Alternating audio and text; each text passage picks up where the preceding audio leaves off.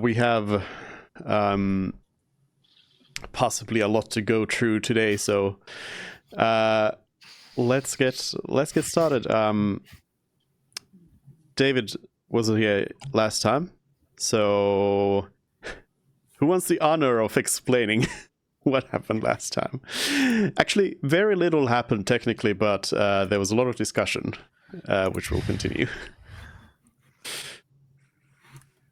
Because we had talked to the, I guess, village protector, who wasn't exactly that powerful of an individual. And basically, the most information we got out of him was that the closest town was about a 3 days walk to the east. Instead, we got a lay of the land, saw that there was basically a fort set into the side of the mountain on top of a plateau with one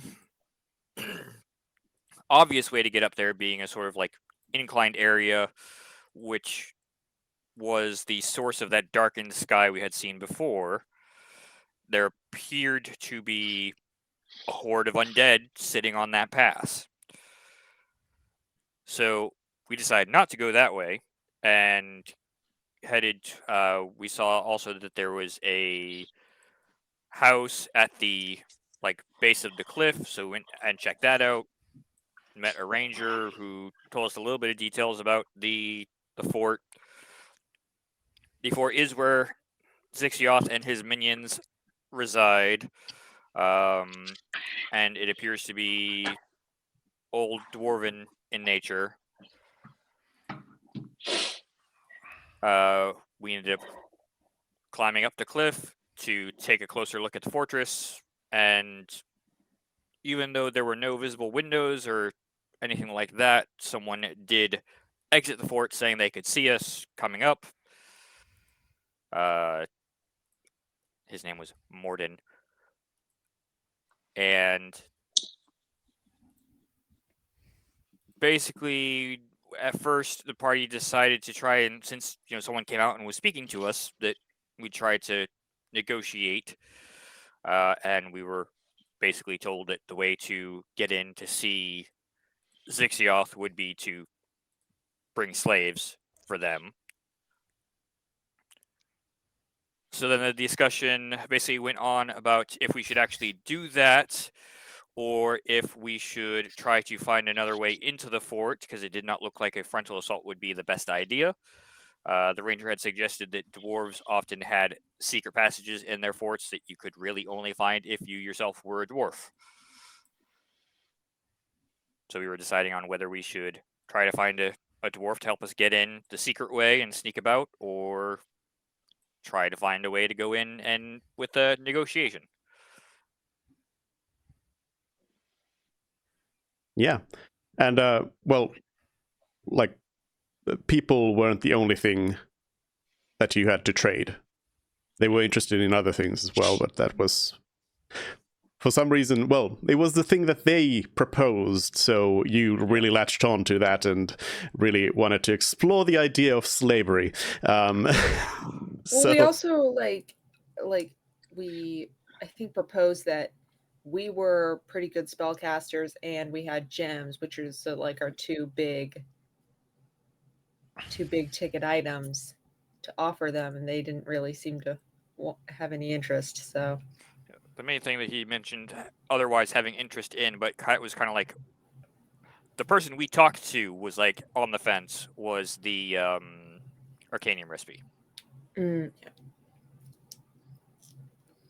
Now, an important thing to note is with the slave plan, we did discuss we could hire adventurers, have them to pretend to be slaves, and then they be inside agents whilst within the thing. So, that's another thing to keep in mind. Endangering others.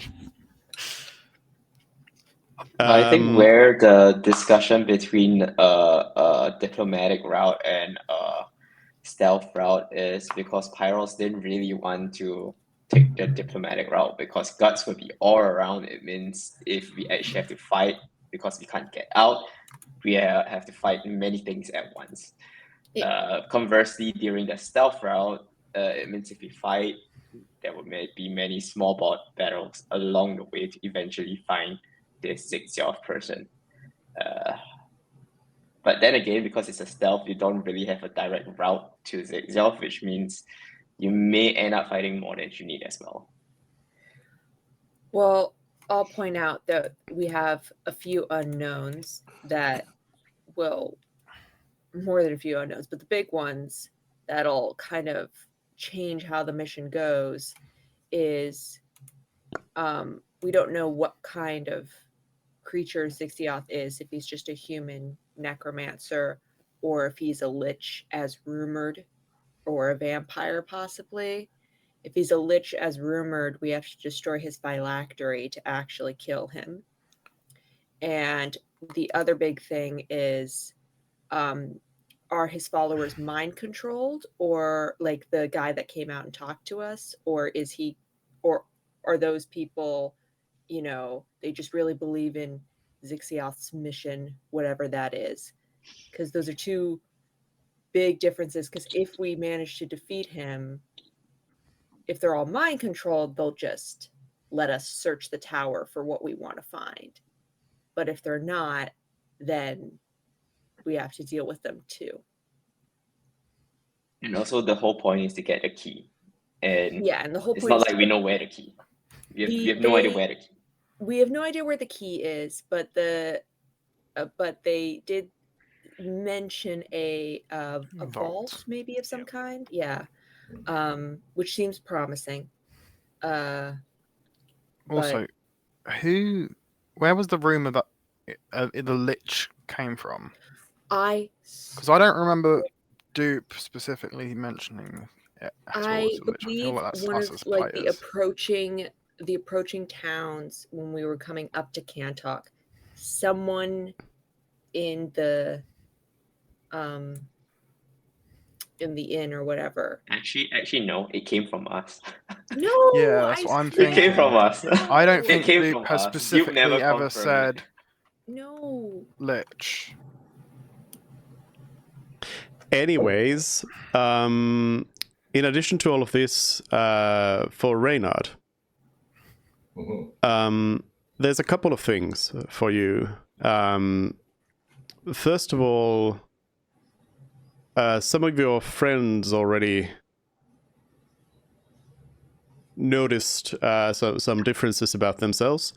And with you, you don't necessarily notice a difference, but remember how these others have been talking about how, you know, magic is really unstable and you need to use, you know, arcanium to stabilize it and everything. And you use magic. And something you've noticed, probably like maybe right away, but maybe not really thought about it so much because these people tell you that things are as they are. But you have noticed that your magic doesn't seem to be any...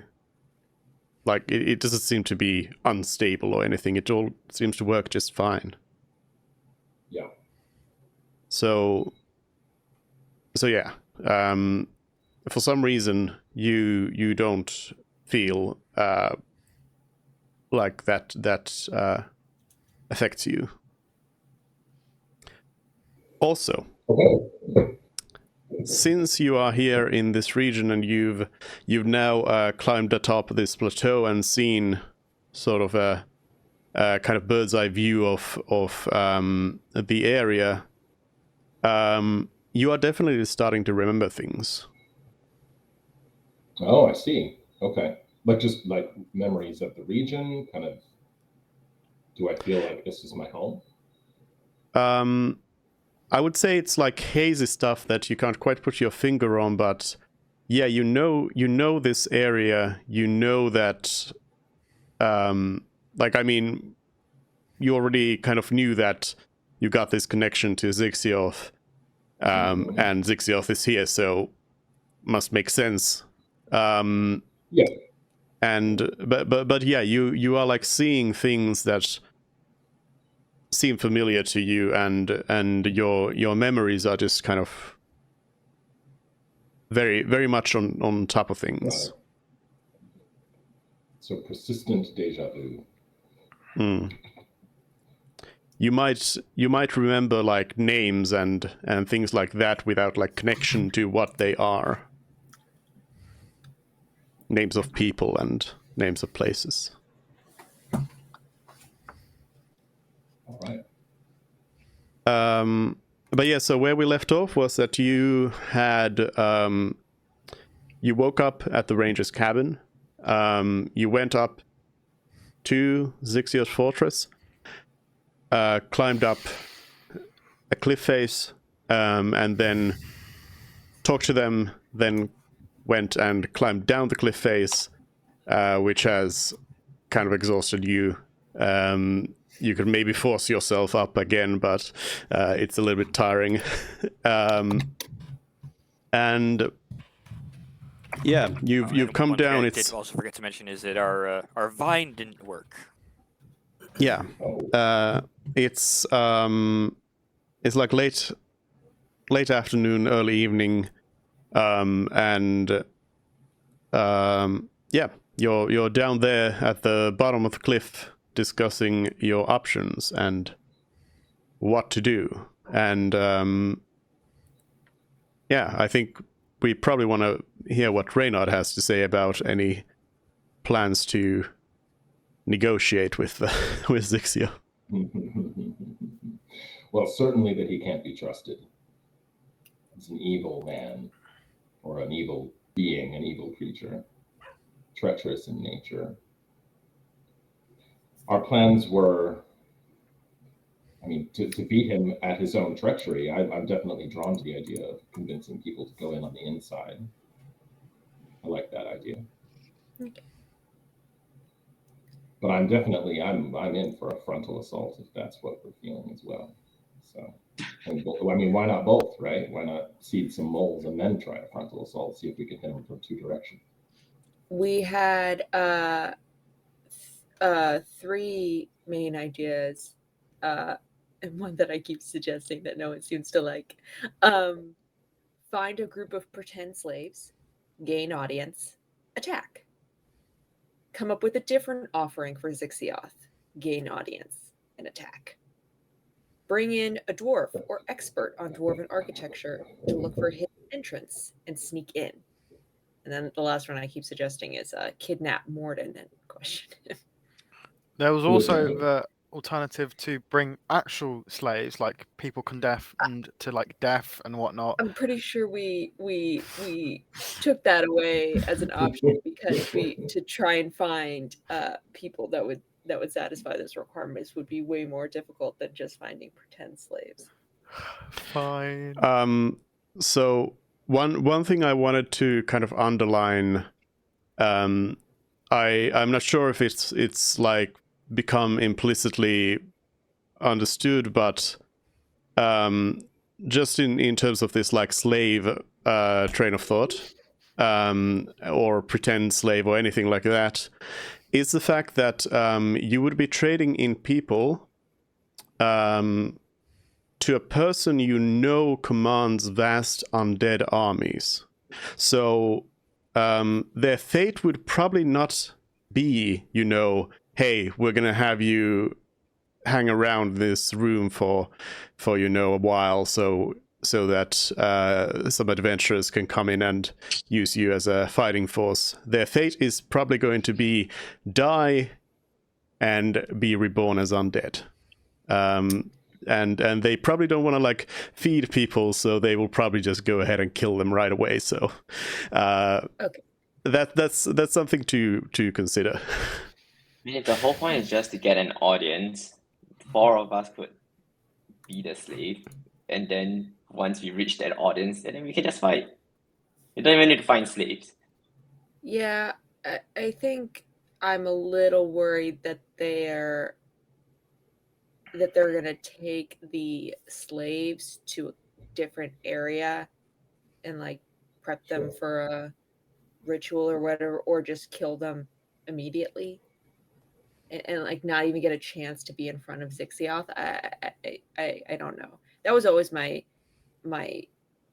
hesitance with the pretend slaves thing, especially if they are to make it I feel like believable.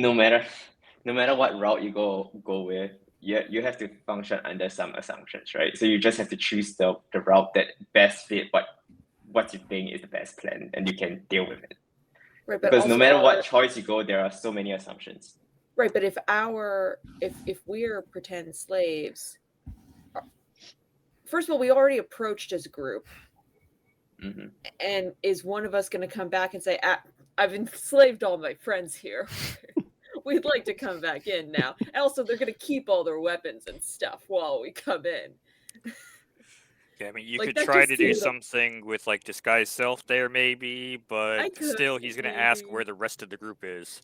Yeah. The dog is so cute. It's so big. It's Like a pillow. Mhm. It's like a pillow. Oh, tail wag. Okay. I think we need to come up with a different offering for Zigzath. It seems like people are leaning more on the side of a con than a stealth in mission. So we need to come up with a different thing to offer him.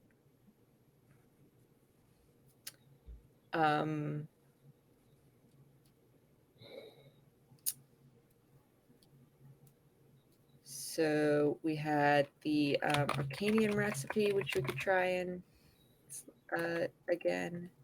Try that again. I think the reason why we wanted to go up the mountain a second time is to ask more than what other options there are, but we ended up not being able to.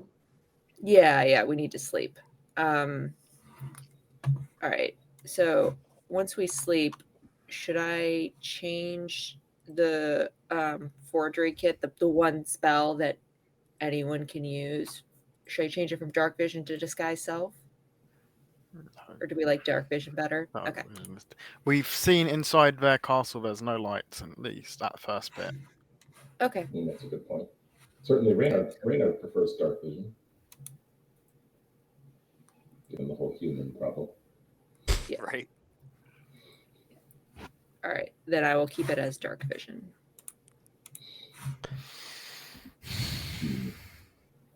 Raynor, do your god or lord or whatever offers any other information regarding Zixioth? Because the sworn vengeance was linked to like something about your god, right? Yes, well, the god is who I turned to, right? What my connection to Zixioth is he did something terrible to my people.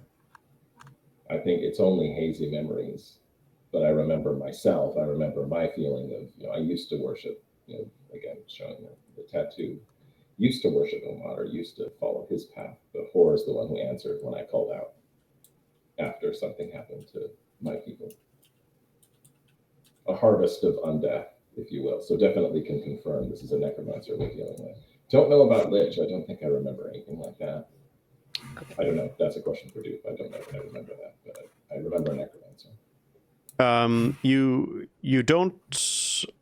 Well, one thing I can tell you as like a fact, out of character fact, is that you did never meet like Zixioth. Right. Yeah, My because people Zixioth's not been seen outside of the fortress, as far as you can tell ever. What if Zixioth's just like some really frail, fragile creature? Just the power's all in the army, and it's one hit point kind of thing. Like it's a weekend at Bernie's situation. It's just this is my buddy Zixioth. Probably not. Probably It's a not. floating But, cube. it'd be humorous.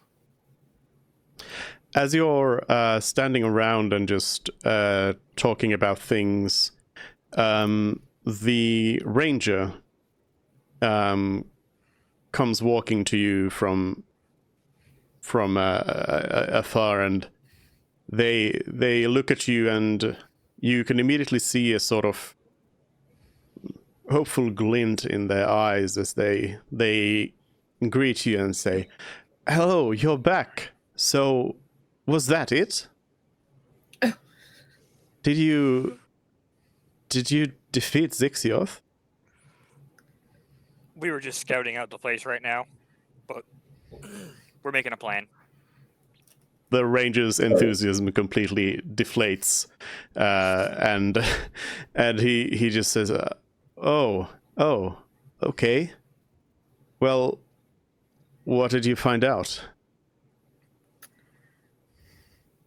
That they noticed we were scouting Oh, very easily.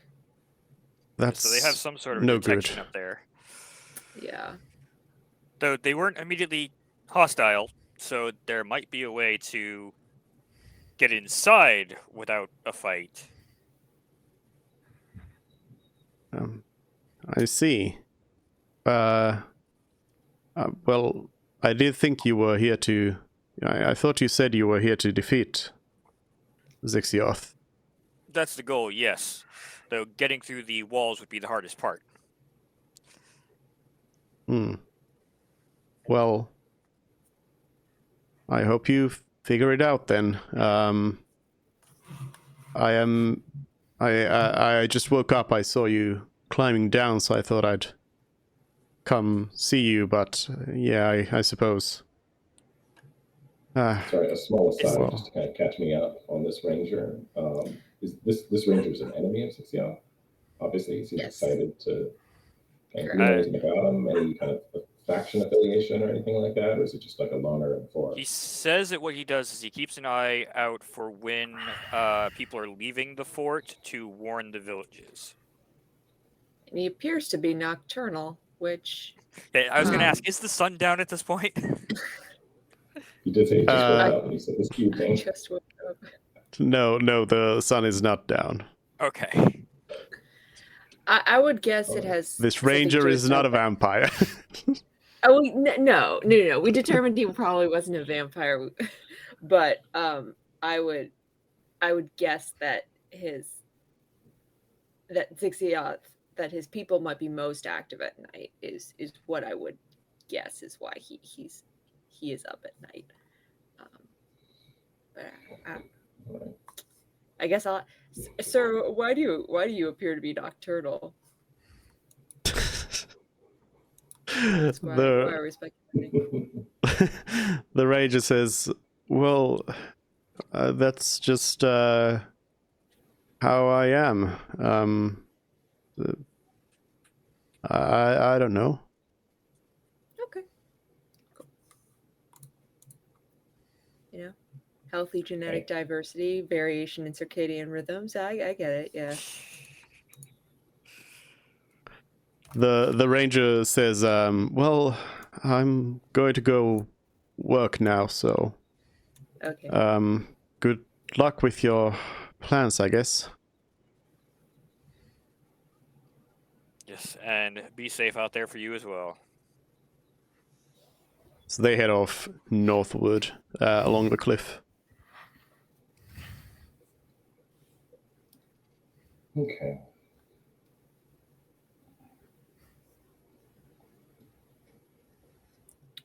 So where are we leaning then between? So we have try to give him an offering. Obviously, there's frontal assault as a plan. Try to come up with an offering, and there's try to sneak in. Where are we leaning right now?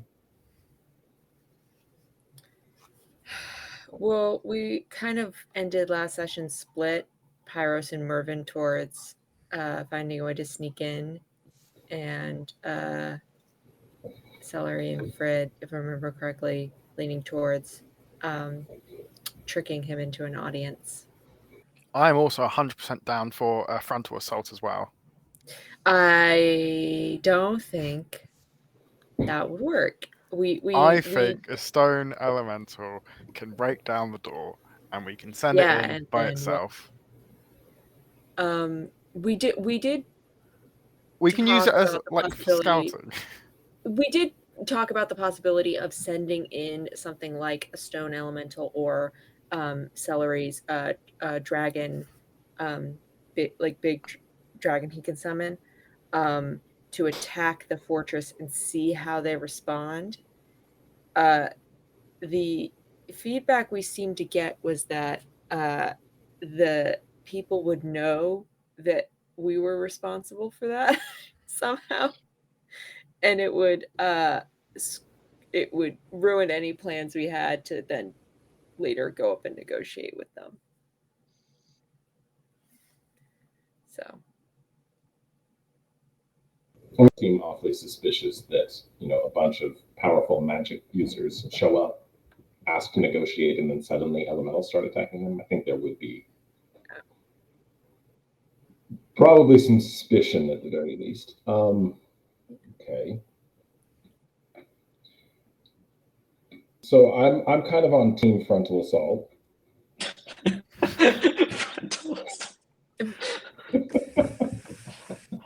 It's a fortress.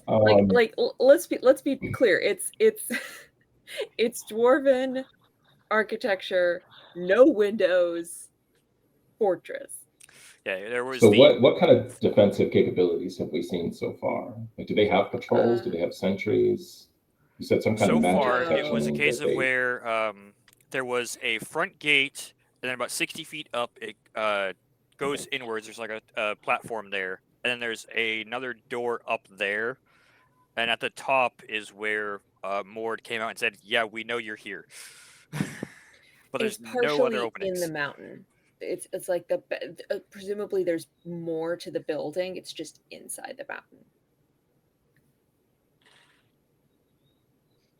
Okay. And we can fly up to the higher entrances, right? We could. Yeah, probably. We We suspect don't the know of existence anything of a stopping us magical. right now. Yeah, we suspect No, the okay. existence of a magical tripwire alarm, and that's why they came out. Or someone's just like, Okay. you But we know, haven't seen any like soldiers or any undead or anything like that inside. Just sorry, what did you say his name was? Morden. Just more than. Yep. Morden. He's the only There person is- we've seen from within the fortress so far. Yeah, There is, the undead are basically guarding the pass up to the fort. So that's why we climbed up the cliff. Ah, got it. Yeah, there's Okay. like there's a group of like thousands of undead milling around there. Can we Right. And estimate then how? the rangers described like undead patrols leaving the fortress, and then presumably that would tickle something in Reynard's memory. What is the strength of those sorties, if you will? Is They this were like- called recruiters. Yeah, we think those are like human people that go down to the towns and maybe pretend to be Adventurers Guild recruiters to lure people back up to the fortress or something like that. Okay. Reynard Sorry. would remember that with this you would kind of remember that there would be a very small group. You remember encountering a small group, like we're talking half a dozen Okay. people, and that there was no pretense. No pretense, meaning Yeah, they're just there for like, hey, you slaughter. give us people for Zixioth. Okay. How often do they ride out? And if we don't know that, I'd love to catch up to the ranger and ask him that, because a plan is hatching that we could wait for the next sortie, kill them, take their shit, pose as them, and try to get back in that way. You talked to the ranger before about this, and there haven't been any recruiters leaving quite a while now. And how often do they typically ride out? Well, you didn't get that detail, but what you got was that there haven't been any in a while, so presumably there should have been some come out They're already, but overdue or there haven't something's been. up. Okay. I mean, that's a slow plan, especially if it's not like a daily thing, right? If it's been a while. We don't particularly want to wait here for months. We are under some time pressure. Nobody else Technically, we're not. I prefer Sorry? not to wait more than like 2 weeks. Oh, I thought we were under some time pressure as far as the approval to visit the tower. Oh, yeah. I don't think we are. Yeah. Do we have a time limit? They well, I just think we said once. told them we'd be back within a certain amount of time. Did we? Pretty sure. I would also like to remind you, in case you have suddenly forgotten it somehow, that the world is degenerating at a rapidly increasing pace. So, I mean... All right. Okay, so are there any other... Again, these are like Ranger questions, and I'm happy to kind of catch up since he seems to know the area and seems to be very, very keenly aware of who's leaving and who's coming back to the fortress. Do they have like supply runs or trade or anything like that? Like, is there any kind of regular admittance to the fortress, or do they seem entirely self-sufficient, or at least maybe directed, into the mountain, like underground, for their supplies? I mean, they were not interested in your money. Okay. Yeah, being, dwarves, it is very possible that there are passages behind the fort to go on the other side of the mountains. They might just not need to eat if they're all some form of undead. Mm-hmm. But Morden was human, right? Appeared to be. Appeared to be human. Okay. How far wasn't away were during the we day. from Morden, roughly? 60. You're 60 feet More, up, so more Yeah. than yeah. 60 feet. More than 60 feet. So it's not like we had a Um, good look of his face or anything. Yeah, he seemed to have dark features. Okay.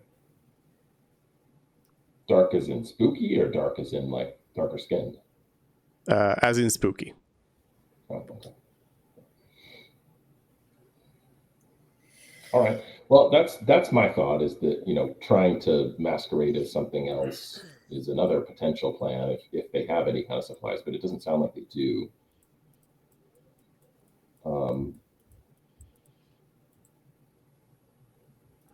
I know that's probably not the most helpful tiebreak if you guys are 2 and 2 between sneaking in and clawing your way in. And I'm like, let's just cut our way in.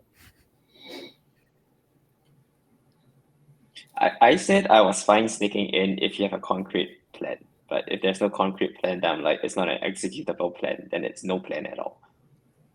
Really, the plan would be to go to town to get a dwarf that is willing to try to, just find a way into a potentially undead-infested fort.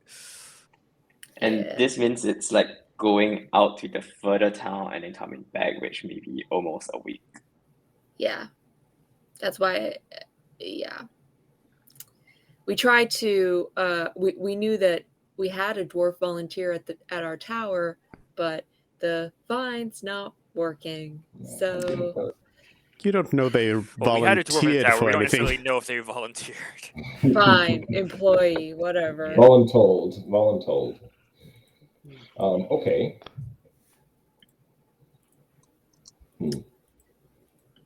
All right, shall we brainstorm different offerings even before we go talk to Morden, or do we just want to go talk to Morden in the morning? I think you probably may want to just go and talk to somebody instead of mulling it over by yourselves, because you seem to be at an impasse. Yeah. All right, fine. All right, let's tiny hut and sleep. Sure. All right. You take a long rest. Nobody, surprisingly, tries to kill you. And yeah, do you just head on up the cliff face again in the morning? Yeah, I guess so. Yeah. Yep. Sure, hope you don't in 2 minutes decide, oh yeah, we forgot to do this thing before climbing up again. All right, you... Sorry, before we do that then, let's just be rock solid on our plans. We're going back up to discuss offerings, to discuss potential means of securing an audience.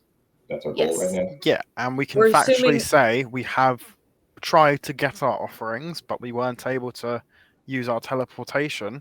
So we want to know Yeah. what else we can do, because we want to get the key as fast as possible. We've told him that, Okay. and whilst we could go get some slaves from the nearby areas, we'd rather get an entrance sooner. So All right. that way we're Are we not lying, because we prepared? know another thing. Morden himself admitted he's quite good at mind control, and that might be in line with having mind reading abilities to know if we're lying. Might not, Yeah. but Maybe. Yeah, I think if being we cautious actually say around true stuff, the then yeah. it's probably Well, enough. that that's a good complicates what I idea. would say is, should we be prepared to execute Plan B frontal assault if negotiations don't go well? No, I don't think that'll go well. Always be ready. Always be ready. All right. Plan B is always in the back of the mind. All right. Okay. After we head up the cliff, there is some path to walk, right? Before we reach the gate. Like Yeah. right before that, I would like to cast telepathic bond. All right. I would like to cast that spiritually. Do you? Well, okay. So you stop for a moment and start doing rituals After we there. have climbed the cliff. After we climb the cliff. Because the cliff took more than an hour and this only lasts an hour. So after we climb the cliff, then I'm doing this. Once you're close enough for it to matter, basically. Yeah. Yeah. But how are you approaching the fortress? Are you Like I said, trying same to way stay hidden as the first time around? Are you trying to go along the mountainside? I guess this time, if our intention is to go up to speak, then we wouldn't want to stay hidden. Yeah, Yeah. there's no point. Or should we try and test the? No, never mind. Yeah, I think that would. There is some benefit to that. I see where you're going with that, but I think being cagey is how that would be interpreted, Yeah. which would probably hurt our Yeah, negotiations. if we're committing to the grift, then we shouldn't do things that'll harm us Yeah. in that goal. So out in the open this time. As you're approaching, walking along the large plateau, you also notice a very conspicuous raven flying about, seemingly following you around. You feel that you are being observed. Makes sense. Okay. Well, we're not being cagey at all. We're just approaching in the open, right? Yeah. Should Wave we at the speak, raven. should we speak loudly about our plans? Have I already cast the telepathic bond? Yep. No.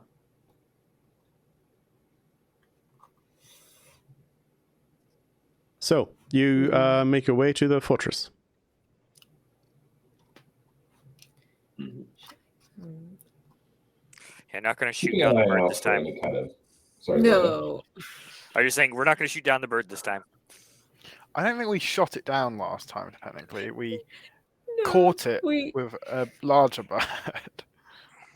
Oh, polymorphed into a giant eagle and then attacked the smaller eagle. all And then we right. forced Should we it to feed it? speak with us, Should we feed it? interrogating a bird. And now that bird's master is dead. Yeah. Unrelated, not us. We did not. Oh, this isn't this Hmm. time. This is like last time you guys were observed by a bird. Oh yeah. Last yeah. time we were This didn't stalked happen by a last bird. week. Many Sorry, levels this ago. didn't happen last week. No, Many no, no, levels no. ago. Okay, got it. All right. But yeah, you're at the fortress. Okay. Still no sign of any kind of guards, sentries. Just the Nope. bird is the only thing watching us. hmm All right. Well, I guess we approach to within kind of a respectful distance. We're not like going to go knock on the gates, but obviously they know we're here. How You are close did we get standing at a last respectful distance. time? How close did we get last time before Morden appeared? I think we replicate that. Sure. You're standing there. It's windy. So no Let's one's go popped knock up. on the doors. So now you go and knock on the door? If no one pops up, I guess. Mhm. How long do you want to wait? Apparently 2 seconds. 2 seconds. Let's give it 5 minutes. Sure. Just speak to the bird. If we think the bird is the thing that's watching us, just speak to the bird. Why not just shout out to it? Sure. If you want to. Yeah, no one's stopping you. Sure. Hi, Morden. Is that you? We are back. See what happens. The bird does not reply to you. Maybe Morden will come out, so then see what happens. Yeah, if it's a familiar, then he can see and hear, right? He's within 100 feet, right?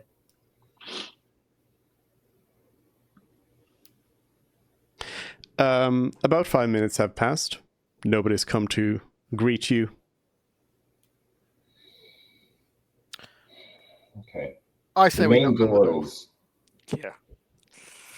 Yeah. the main door is like described. It's like a big steel sealed thing. Yeah, it's like a huge gate that's yeah, very very like, well, you didn't exactly get a full sense of its size, but like its thickness, but it seems very very imposing and would require some huge battering ram to get down. Or an earth elemental. It qualifies. Sure. Huge battering ram. Well, I mean, the problem is that what Frid is thinking about is like a minimum level Earth elemental, which is not going to do anything to anything. Yeah, just because it has the like a siege ability or something like that, so it does more damage to It structures. does. I mean, if factually I would know that a 8th level elemental does more damage to walls simply because it's stronger, then yeah, I'd go for that. But Okay, so No, are we going to happening. approach the main door then? May as well. Mm-hmm. Okay. On our guard Yeah, for any kind of signs of defenses, but yeah.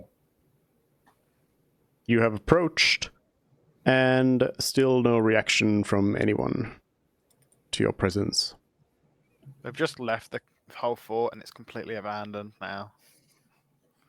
It's They free. recognized the fire starters, and they knew it was better to leave. I will knock on the door loudly. You first like try to knock on it like a normal knock, and then you like start banging on it, but you realize that the door is so like massive that it doesn't really work. There's like a huge wall kind of thing, so you So I need doubt an that earth anyone elemental to knock. yeah, you doubt that anyone would notice your knocking unless they were like right at the other side. Is there a doorbell? You do not see any doorbells, no. No knockers or anything like that. No. Not surprising, but sure. They don't seem to be very hospitable. You've realized. Like, how badly do you want to go inside? We want to speak to them. Who wants to go in at this point? What would it cost us in terms of resources to fly up to the door where we saw Morgan?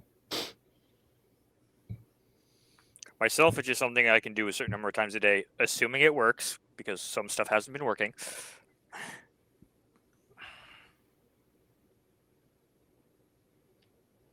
Maybe it would have been better to do spider climbs, or no, dark vision is good. As you're standing around, you hear that the door upstairs opens up and closes. Morden! and you hear faint footsteps up top, and in a moment, you see somebody peer over the wall there, looking down at you at the bottom. So now you are, in fact, 60 feet away from this person, 60-ish feet away from them, and you don't recognize them. They say, "Who are you?" It appears to be another human-looking person, but they also have these same sorts of dark features about them, this sort of strange, spooky aura. There's something a little off about them. What is the range on divine sense? Question. I want to say 60 feet. Double check that.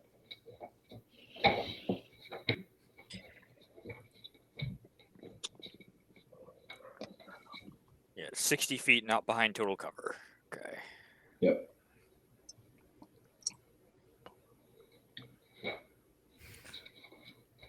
Is anybody going to respond to the "Who are you"? Yeah. Hi. We were here yesterday and spoke to Morden. Okay. What about it? We spoke about potentially getting an audience with Zixioff because we would like to trade. Trade what? We are quite interested in a key that we are told that Zixioff owns. And as to what we can offer, well, there's a few things, but the main reason we've come back The today... person interrupts you and says, "Get to it." The recipe for Arcanium, the one that makes magic stable, and some other recipes as well. Not good enough. Get out of here. And we're also quite capable, so we could do a favor. My master needs no favors from your kind. Whoa! What do you mean, our kind? What are you saying? Are dragonborn some infernal creatures? That's a little bit rude. I believe he means the living. Mm-hmm. I have 9 Does wisdom. this- I don't does know the- that. Does the one talking to us again? It's the same sort of appearance as Morton yesterday. Humanoid, not obviously undead. No, not obviously undead at all. Seems to be quite alive. And Well, not in quite our alive, minds, but alive-ish, at least. in my mind, I'm gonna tell Mervin, I kind of like your idea of adopting somebody right now. Of what? Abducting? I kind of like adopting Abducting him, somebody. yeah. Oh, we do have a telepathic bond active, right? Yep. Yeah. Yeah. Okay, well, in my mind, I'm saying these creatures repulse me. I'll restrain myself if the party wants to, but I want blood. I want them dead at my feet. Every one of them, every servant. If it's just gonna turn red, we achieve nothing. So I'm like, either we take the bird out or we abduct him. Otherwise, we achieve nothing coming back up. So are you sure you can't tell me what Zixioff finds useful? We're quite resourceful. They say, if you have nothing to trade, then we have nothing to trade. How far away is the bird? Again, how high do birds fly? I don't know. Like a few Depends on hundred the feet. It depends on the Raven's kind of bird. not that high. You said the recipes weren't good enough. What is good enough? They say,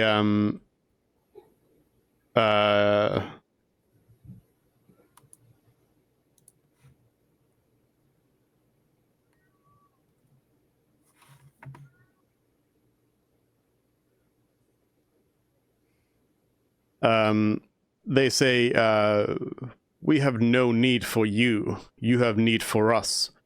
So you better find something worthy of the great Lord Zixioth. Yes, and we're asking you what that could be. Morden was a lot more... This isn't a telepathic link. Morden was a lot more useful, wasn't he? Like, what about the tablet of miss more Mitra?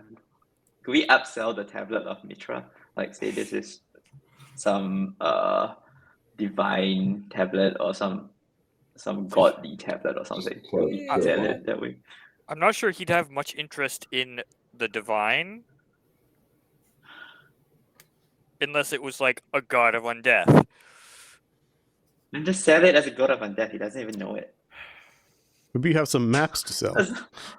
Yeah, right. Maybe if we Too had some soon. Too amulet soon. of ultimate evil to sell. Yeah. Yeah, I know. I had an idea of like using the amulet of ultimate evil of like we know where it is, and to retrieve it we need like boons from you or No, something just like just that. say we have the talisman of ultimate evil. Just lie. Just upfront lie. Say what Why do you have to happened. give something? Why do you have to give something? Just lie that we have something. Alright. What is our goal here? Are we trying to get them to open the gates and let us in right now? Yeah. Or we just want some direction for things to go harvest? Things, I think the Um, direction I is my One or the other. Yeah, I wonder. Yeah.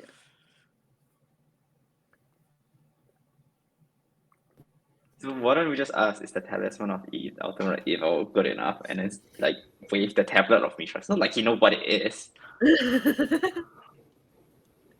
Yeah, we can wave the tablet of Mithra. Or what if my like janky amulet of health?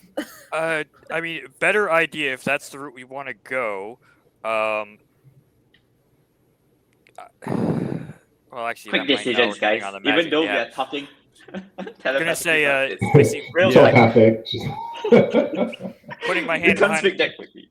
putting my hand behind my back, use silent image to create a illusion of the talisman, and then hold it up. Okay. Okay.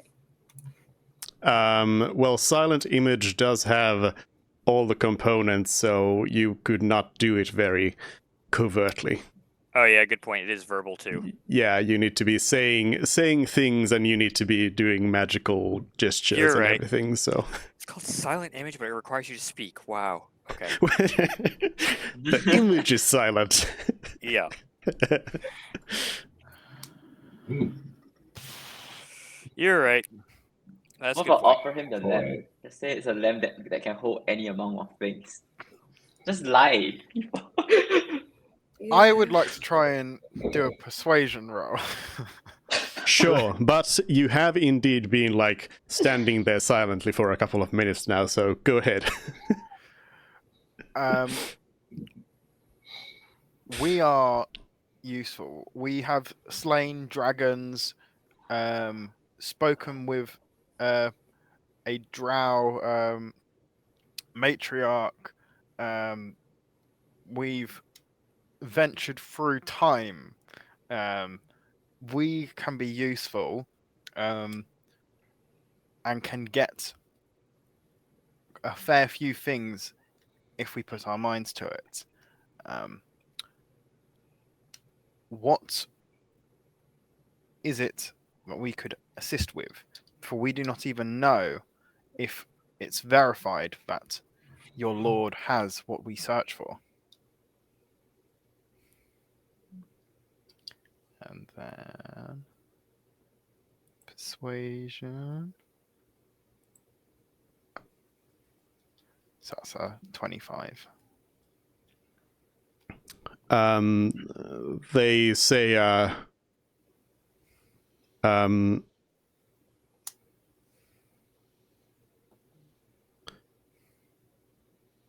your embellished lies mean nothing to me. Travel through time? You got to be kidding me. It's not a lie. If you It's not a lie, but anybody would think it is. um, You got me there. Yeah. He says. He says.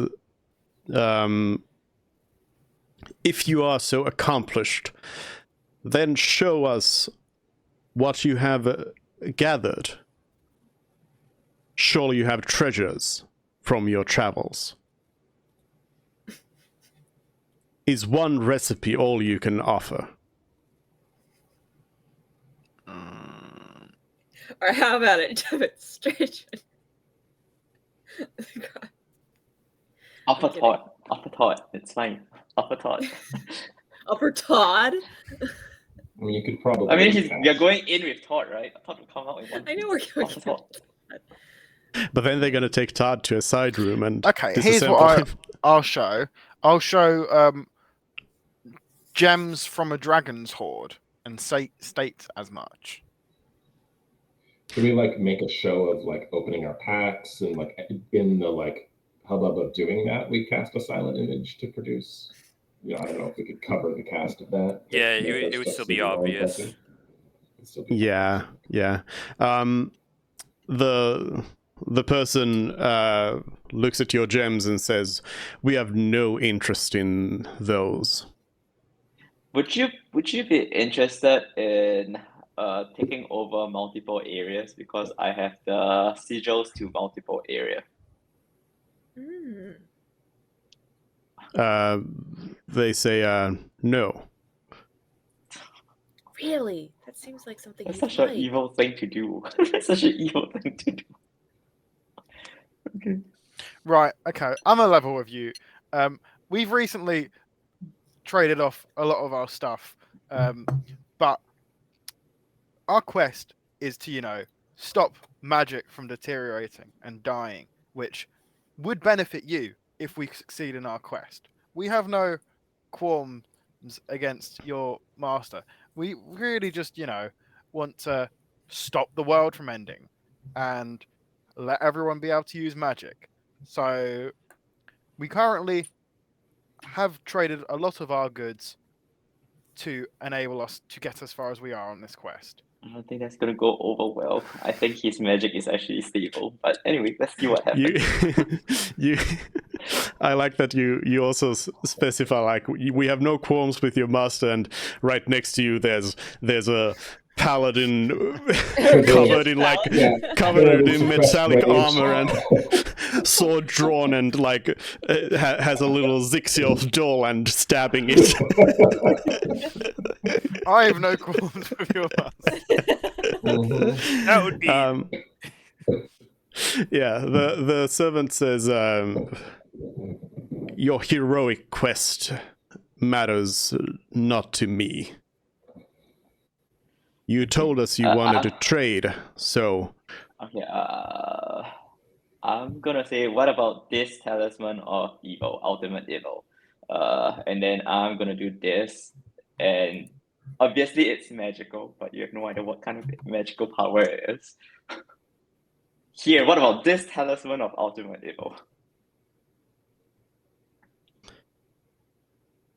Not an object you've seen, but it still makes it magical. Yeah. All right. So you're basically just making like a random necklace. No, I can make it an exact replica of the talisman of evil, ultimate evil. It's just that it actually does not have the power of the ultimate of evil. It just has minor magical conjuration energy to it. Let's hope he doesn't recognize the spell minor conjuration. It's not a spell, it's a That's feature. not I'm just conjuring something out of nothing. Oh, okay. Can we kind of play along? Like, no, don't. No, we swore we wouldn't. That's good. That sort of thing. No, celery, don't. Yeah. Well, give me a deception check.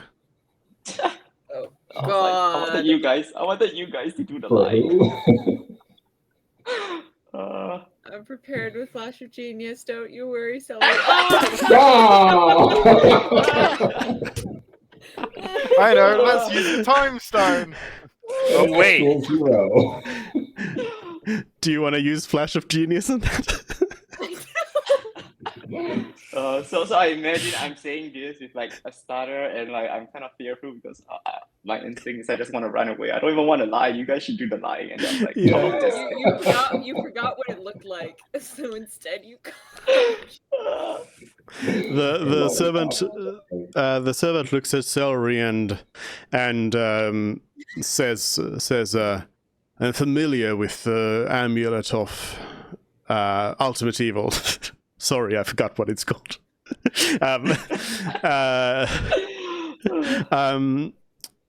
You say you are on a heroic quest, so you must be heroes of good nature. How can you be handling that without crumbling in pain? Oh, right, he can't touch it. I didn't know he was familiar with it. Through the telepathic bond, I'm just thinking Plan B. To be fair, some days I do not know if these folks are good or not. To kidnap Oh, this thanks, guy. Pyros. I'll be like, someone else lie for me. Lie for me. I'm bad at speaking. Cover my tracks. Come on, guys, you can do it. Is that your raven? Is that your raven? All right. The servant says no. Okay, I'll Now step get to forward, it. watching My Celery do. patience is running thin. I've given you a chance. Do you truly not have any magical treasures among you? The fine. I was thinking about the fine. Yeah, There's you have only like two so other many things left, things that you are just like, nope, I cannot give this up. What are you talking about? We have like we have some potions. You have all your and a few equipment. spell Yeah. scrolls. Our equipment's not valuable. What do you mean? Just give the tablet a mitra and see. Is that magical? Is there magical energy sword. coming out of It's the tablet? No. Right. Oh, I mean, I'll display, fine. but this is a great sword that's slain a drow matriarch. Right? If that's what we're doing, is just demonstrating what we have. The question isn't what we have just to prove our metal. The question is what we have that your master might be interested in. And for that, we need to understand your needs better. You know what we need. We're at a disadvantage. We need to know. I literally have nothing. I literally have no magical items on me. You have your book. But my book is my spell book. Then I literally can't cast any spells. The servant says your disadvantaged position does not matter to me. You will find no sympathy here.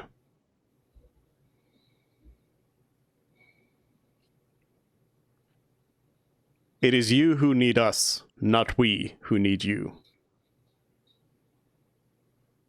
True, but only a fool bypasses an opportunity, and we're presenting you with one. If you're simply trying to have us provide proof that we have gone on adventures and that we have plundered riches, I have my ring, wand of the war mage, necklace. These are all magical. The servant says, "Good. Present them to the Dark Lord as tribute, and you may get an audience."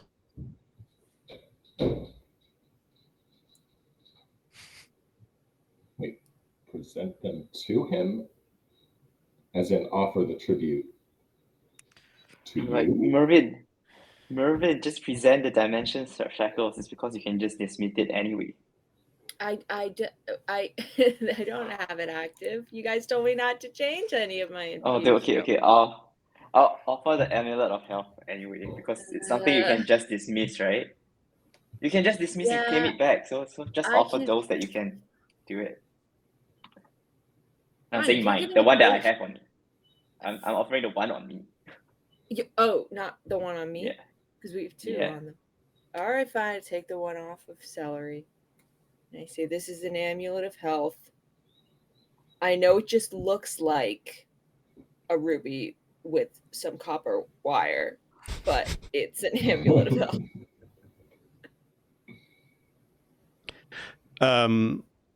The servant says, a meager offering. spent a lot of time on it. What is it that the others... what do you others offer the Dark Lord for his presence? My sword of vines from an ancient civilization.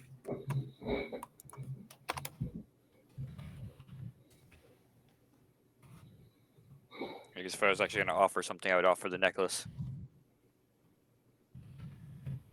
You get the sense that they are expecting all of the things that you named. That could be his expectation.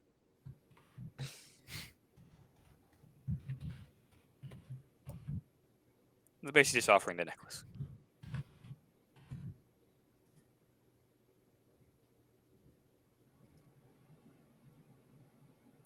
All right, so then we've got the Sword of Vines, Pyros' necklace, and Celery's amulet of health.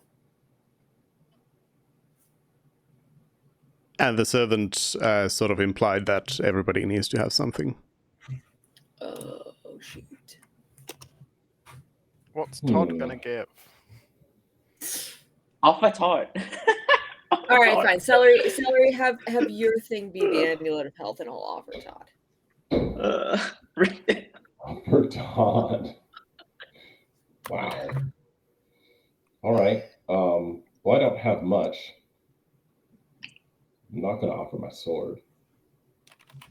All right. Well, if it's for the blood of Zixiath, this is actually just internal. I don't say this, but I'll take off my black onyx ring, which was the only possession I had.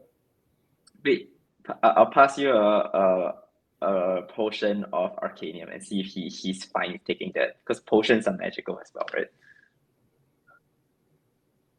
No, it's okay. I can make this more dramatic. So I'll take off my ring. I don't know. Is he like? I mean, we're not in a position to actually give it to him or anything, but I'll hold it up. Say, this ring is tied to the will of two gods. It will suffice. Possession of it marks its bearer with the god's interest, which will be repaid in favor. And I'll kind of put it back on. You might want to follow that up with a persuasion check. Sure. As you basically came in with a, this is good enough Jedi man trick. Yes. Yes. Well, yeah. Sure.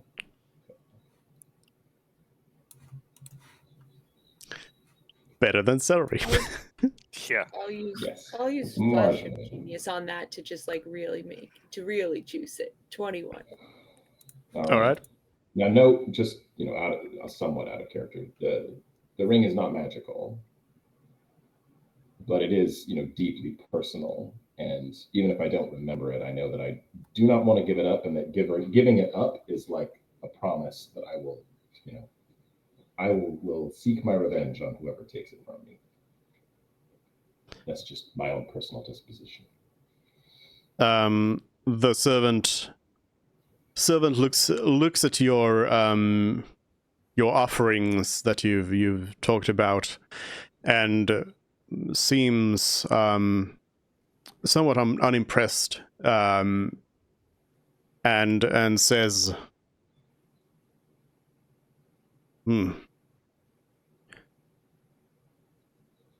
Perhaps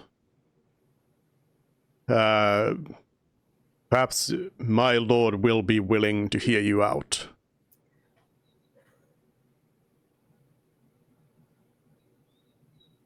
Leave the offerings on the ground. Sure. And do what? Camp out here? I said leave the offerings on the ground. I've changed my mind. Wait, can I switch out my offering? Can I switch it out for something else? The servant says no. No, wait, no, but dude, it's better. It's better. Todd, he's junk. He's junk. I have an iron stone of intellect. Snatch because it's constantly circling my head. I'd snatch it. Yeah, it's better, right? That's better. It's The better. servant says, "Fine, leave that too." No, wait, no. I said switch it out. Since we have the telepathic thing up, do we actually want to do this? Plan B, plan B, plan B. We could still abduct him. We could still abduct him. As far as If someone has a way to pull him off the wall, we can do that. If we really want to, I can make a way through the wall. So are we thinking right now that we're going to leave our stuff on the ground? Someone's going to, I mean, I don't know what we're expected to do. We're just going to stand here and wait for somebody to open the gate and come get it. Ask him. If we leave the things here, does this mean we just wait here until somebody fetch us in? I'm just asking whoever's on top. I think he wanted us to put things down and then leave. He says, That's why I'm asking. That's an assumption. I'm clarifying the assumption. yeah, he says, you will leave your treasures on the ground, and then you will be tested. Don't like the sound of that. At least we're not leaving right away, so I'm quite open to putting it down, guys. Inside? Tested inside? Inside the... The servant says, "My patience draws thin. The price of entry has gone up." Throw the stone on the ground. I back up, very unhappy. I guess Todd stays there too. I'll uncheck it. And so much stuff goes down by one. Oh my god. Place it down and back up. Mm-hmm. The servant says, I said the price of admission went up. I already gave you an extra thing. What do you mean?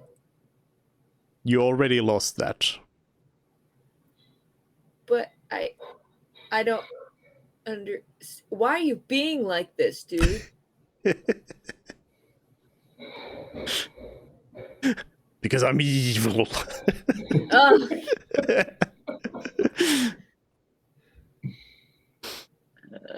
Could I give a spell component that is worth quite a lot of money? Okay. I have a gold inlaid vial. I'll put that down, and it's for a spell. It's a spell component.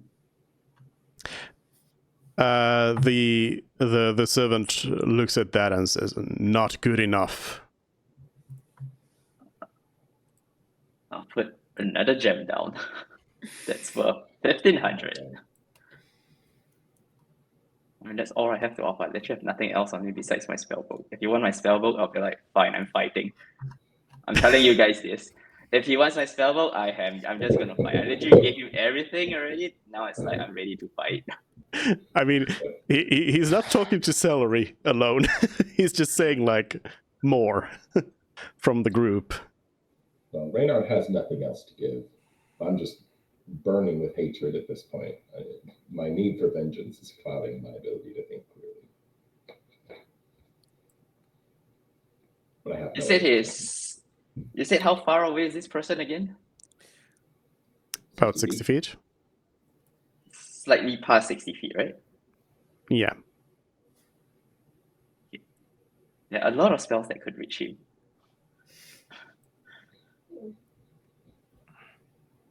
Does someone have a way to pull him off the wall? I could just do Vortex Swap and hope that he comes back to us. Yeah, but then he doesn't get fall damage. Could you it's do fine. vortex? Oh no, it has to be a safe place. You set him down in, yeah. Sorry, so just a brief out of character. What flight options do we have?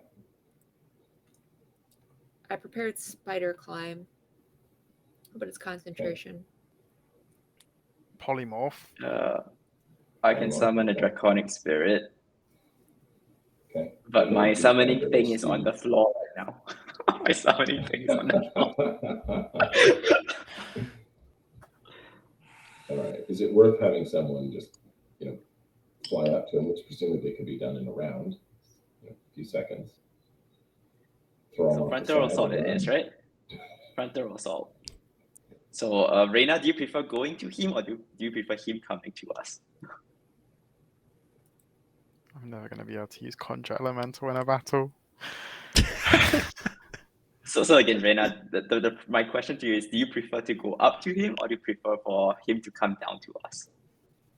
Well, that's a good question. I think if we can all go up to him, sorry, don't look at me. I mean, if you we would can- not be able to do it in like a surprise.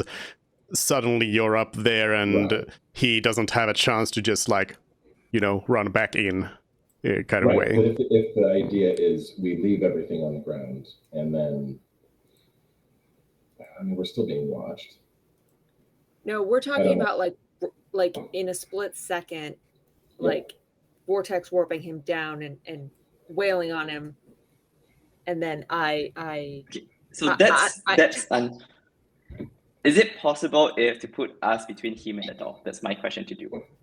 Or there he's like right in his back is right against the wall that we can't even go between him and the wall. what happened to just vortex warping him down onto the ground? Because it involves a save. I'm not sure if he was safe or not with Mm. vortex warp. Us going to him, there's no save involved. Here is a question, Dupe. Does a Mhm. door count as a non-magical object not being worn or carried? No. And for these purposes, probably not. You need to make a decision because you are just standing there silently, and this person has already been very impatient with you. All right, I think My question given to the Duke rounding, is- let's change the nature of this interaction. That's my My question to Duke is it possible to put us in between him and the door? It kind of then just perceptively I should be able to see. If you need line of sight, then no, because you are so you're basically like at the bottom of a wall.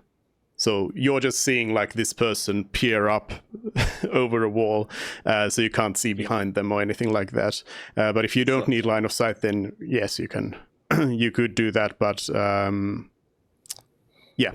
So vortex swap it is. Okay, vortex swap it is. Hopefully he fails it, because I don't have line of sight. Okay. So when celery. Here, I'm just gonna cast it. I don't care. I mean, you guys I could you're just taking dimension too door long. in between him and the doorway, right? No. I think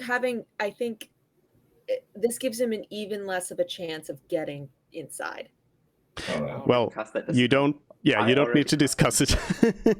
Yeah, Celery's you already doing magic here. Constitution saving throw. 17. Okay.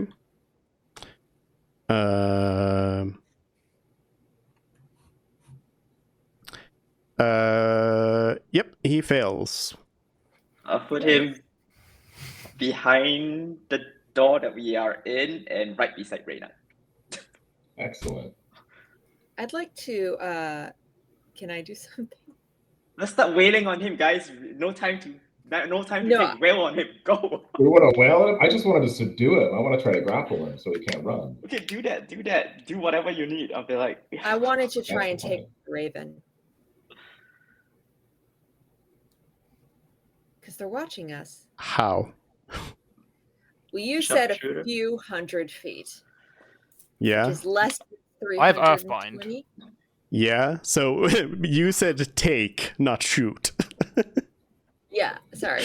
I wanted to shoot the Raven. If it's less than 320 feet away. Sure. You can try shooting Okay. it. Okay, So bonus action branding might. why? And just to really make sure. sure it's dead. just to really make sure it's dead. And then I'll should I use sharpshooter? I mean, you probably don't need to. Don't need to kill it? Okay, fine. I won't use sharpshooter. Okay. I'll use okay, so then with my automatic crossbow. And it's not at disadvantage if it's okay. So 9 piercing. Your plus sharpshooter up to 320. It's not disadvantage. Yeah, it's not. Yeah. So plus the 2d6 radiant, 6. So we're at 15 points of damage on that raven. Reynard, so are you going to grapple this person? Yes, I'm trying to grapple him, and as I do, I'm going to give him a little speech, but the speech is going to depend on how effectively I grapple him. All right.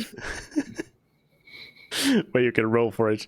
The raven explodes in a puff of smoke. Great. I mean, like, I think at this point we are already obviously hostile. Maybe we should just barge our way through. Pass wall seems like a good idea. I don't think Or we're stone obviously shape. hostile yet. This guy is just a servant. All we're doing is redefining the terms of our negotiation. I like your positivity, but Yeah. if I'm on the other end, I'll be like, you guys are hostile. Yeah, fair enough. It's So should I athletics for the roll grapple. athletics? Should Yeah. I roll now? Athletics versus their athletics or acrobatics.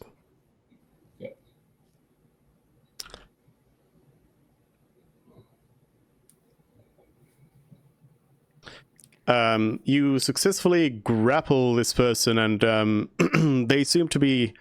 You immediately notice that they don't seem to be super concerned about being teleported right next to you or being grabbed by you. That's bad. It's gonna So teleport. they do seem to be concerned, or they don't seem to be concerned? Don't seem to be concerned. They But you don't. have Very successfully bad. grappled them. Okay, I'm going to grapple. I'm going to pin him to the ground, and at this point, I am going to try to intimidate him to say, you know, we are redefining the terms of this negotiation, servant. We're not here to treat with the likes of you. We're here to treat with the likes of your master. Piddling exchanges of trinkets may work for you, but we're here to deal with greater things of greater import. Is that clear? All right, roll your intimidation.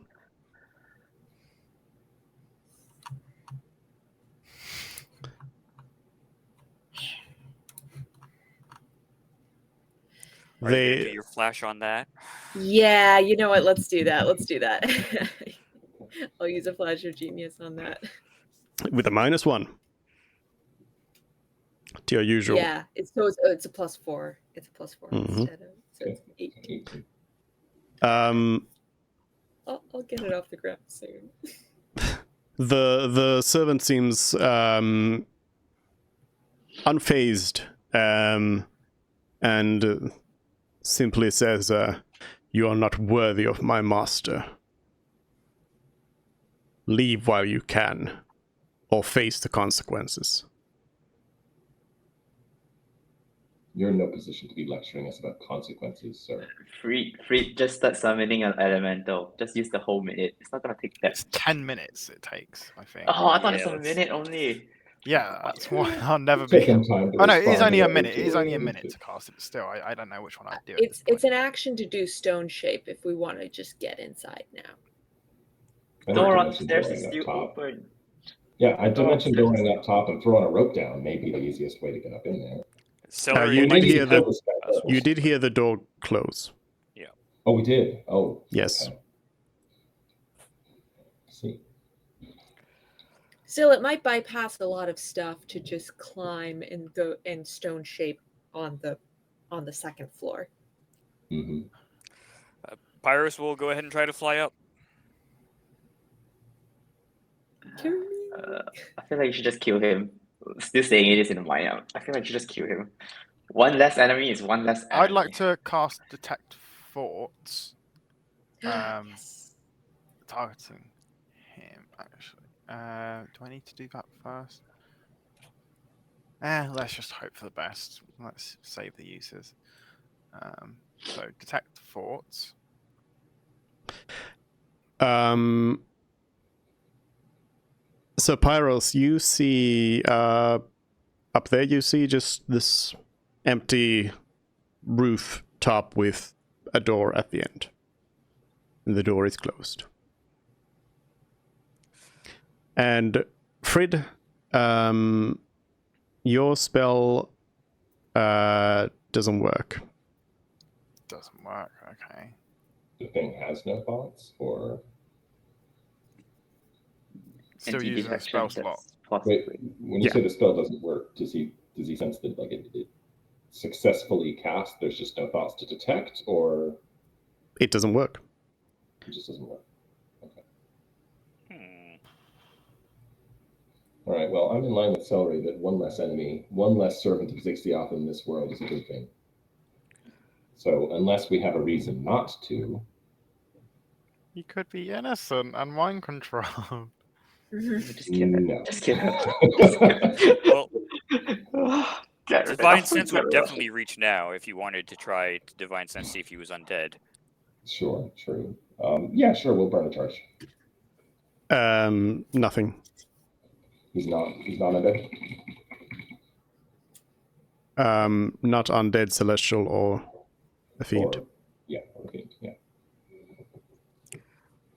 Is there anything up here I could tie a rope to push down? Obviously, the ropes are 50 feet, so that wouldn't actually get the whole distance. But No.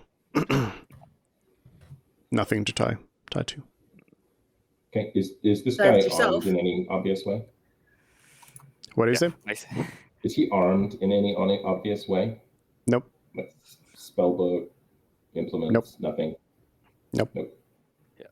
Myself Get with him. my 8 strength would probably not work. That's fair.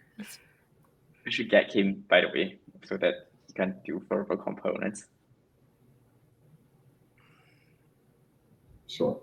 I mean, I'll hold a reaction to punch him in the mouth if I hear him start talking shit. But I will at the very least check to see if the door is unlocked. Let's pick up all our things while all of these are going on. Yeah, I'd like to You- re-equip my stone.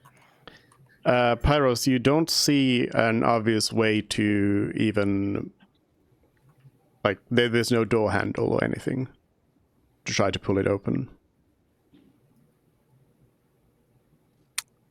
Gotcha.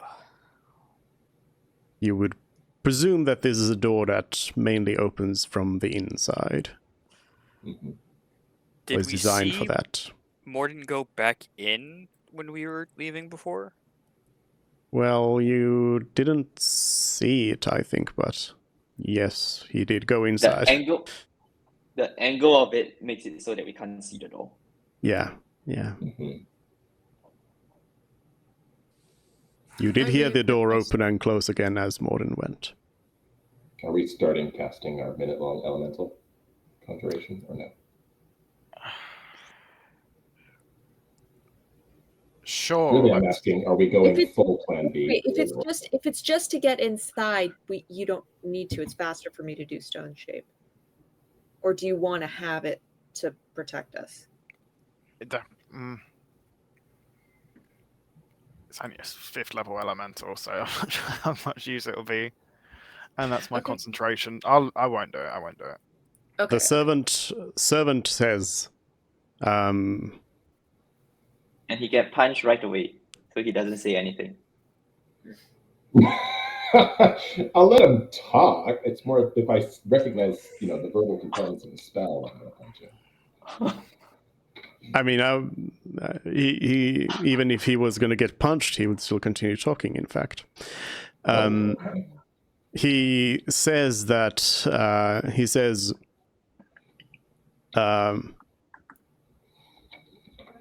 you tread on dangerous grounds. We gave you a chance. Now leave before you become part of the Dark Lord's army.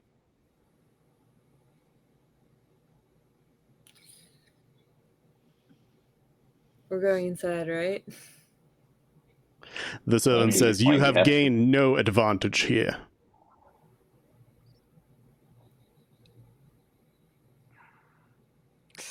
Well, I guess I'll go back to the group. Just use the telepathic to say, what I saw to grab my thing again. Sorry, are we leaving? What's the plan here? I think they're gonna barge in. Yeah, I think we're breaking in at this point. Do we have a Okay. teleportation method out? Yes, word of recall. But you have to Assuming be it works. within. Yeah, assuming it works. You have to be within 5 feet of me. I would like to take some Arcanium. Oh, right. Yeah, let's do that. Before I do 4th level spell, I should drink some Arcanium too. Okay. I guess I'll take some of the fake Arcanium. Yeah, likewise. Okay. Okay, here's the plan. We're just gonna go in, right? Well, I kind of want to try detect thoughts again after using Arcanium. That's Okay. fine if you want to do that, yeah. While I See if he's Stone completely bluffing or shape the wall. if we are just so deep in over our heads and we just don't know it yet. Fred, Mm-hmm. you have a +4 to all of your stats. Wow. Yay! Wow. Finally, some good Arcanium. Frid is actually wise now.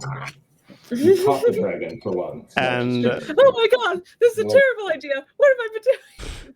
and Mervyn, you have a -1 to everything. Okay, that's not terrible. It's a -1, not to the modifier, To the stat itself. to the stats. That's what I thought. Okay. I now have a 7 charisma modifier. I could sweet talk Zixi off him if I got to him. And then after that, I would like to cast Detect Thoughts again. On who? On our pinned down servant here. I believe it's technically a self. Is it? Yeah, it's just you cast it on yourself and it lets you read the thoughts of whoever. Yeah, okay. Ah, true. So I suppose, yeah, the spell itself works on you, but you can't read the mind of this person, no. And can I tried to quickly read the mind of one of my party, just to I know that the spell's working. Sure. Reynard's thinking, I want to kill this guy. I want to kill this guy. I want to kill this. Huh. Kill him already. Kill him already. I'm gonna say to this servant, "Excuse me, do you not have thoughts?" The servant doesn't respond. You might just be under mind control, Yes, but the tools of evil are. I mean, if I'm someone with more power like Morden and can do mind control, I'm gonna let a cannon fodder out instead of putting myself out there. Well, if that's what we're thinking, I could try something. I could try to dispel it. That's not a bad idea. Try it. Go ahead and cast Dispel Magic. Obviously, it's automatically 5th level.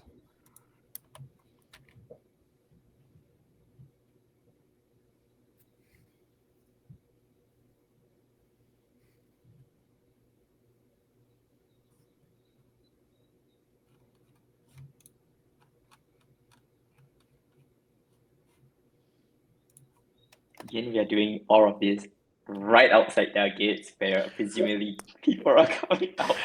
Yeah. We don't have any sentries or anything like that. We're fine. Do roll the check for that. Okay, let's see. It's where is it? Spellcasting ability. So it's does it have the proficiency or no? No, it doesn't. Could I have casted guidance on him for this? No. because you did not do it before. You can't just say, I did something after figuring out that something is harder than you thought. That's not how it works. Well, any spell 10th level or lower. Should be good. It's a 12th level spell. Divine God spells. And it's any spell, not just one spell. Hold on.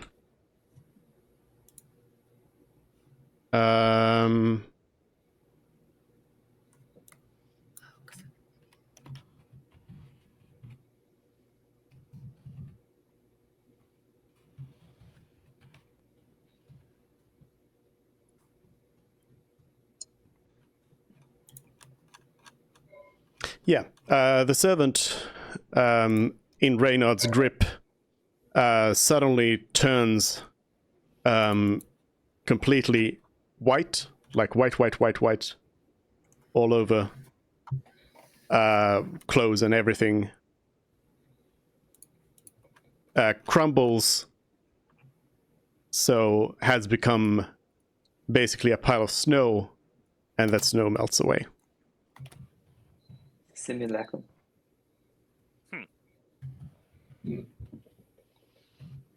You no longer have a hostage. All right. Stand up, brush the snow off my armor. I think we better turn our attention to how do we get inside. Did we kill the bird, by the way? Yes. I know it got hit. And It died. poofed into smoke. Poofed into smoke. Carry parsnip in, Pyro. Carry parsnip up. Cast dark vision of parsnip as well. Thanks, guys. Oh yeah. As you're yeah, like- you're talking things over and casting all your spells around here, suddenly the front gate creaks open. It's not opening like fully. It just like unlocks and opens a little bit, enough so that you can go and like pull it open if you want. There does not appear to be anyone there. Just creaks open. Well, it's not open, so you can't see on the other side, so you don't know if there is anyone there.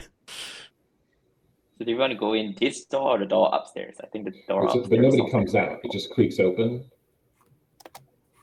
Yep. Okay.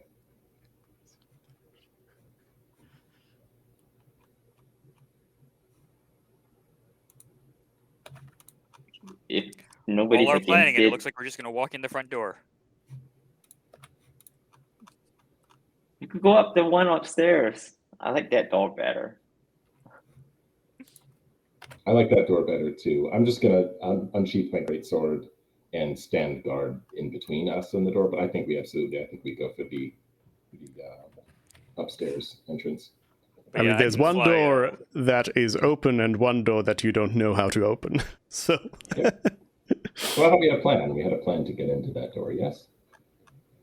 no. No. Yeah. Yeah, we were gonna have. Oh. Parsnip go in and then open the door from the inside. or try to anyways. But yeah, I can fly him up there. That's the plan. As long as he's in his little form, I can fly him up there. Yeah, and then have dark vision on him because Make sure you I carry can a cast rope. it. Just Carry a checking we rope have up all there picked with up you. our gear from the floor, right? Oh yes. Yeah. Yeah. Yeah. So after Pyros have put Parsnip down, I'm gonna have Parsnip face through the door. I'm just standing watch on the door. They cracked it open for us, presumably as a means to tell us to come inside if no one's coming out to meet us. But I don't think we want to accept their hospitality at this point. Can I do an Arcana check on what the thing was, by the way, as well, in a sec? Sure. As Parsnip phases through the door, it gets to the other side, and basically what it sees there is that there's first of all, it's all dark. There's basically immediately behind the door, there's like a staircase that's going down, and it goes again further than your dark vision affords you. So yeah, and let's see.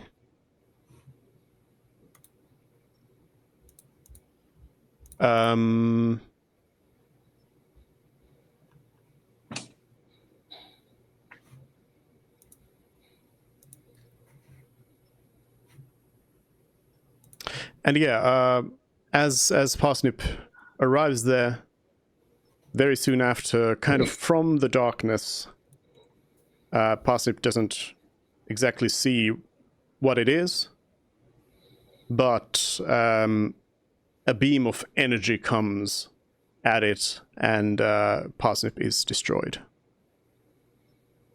It has 57 health, so it did more than 57 damage in a single hit.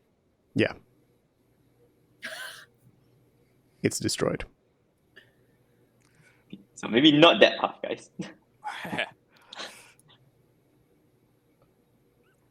Parsnip may have just been disintegrated. This diminishes my enthusiasm slightly, but only slightly. And Fred, yeah, as was said, you think this is probably you've heard of this sort of wizardly spell. Celery has maybe talked about its existence at some point. I think you have mentioned it before as well. And yeah, it's simulacrum. Okay. Basically, a copy of somebody. That's basically, yeah, a full-on copy of somebody. It's made out of snow. So sorry, what level was that? 7. 7. 7. So, can you use that on a different person? Like, could Zixioff make that Yes. copy of someone else? So it's not Yes, you necessarily can. that. Okay.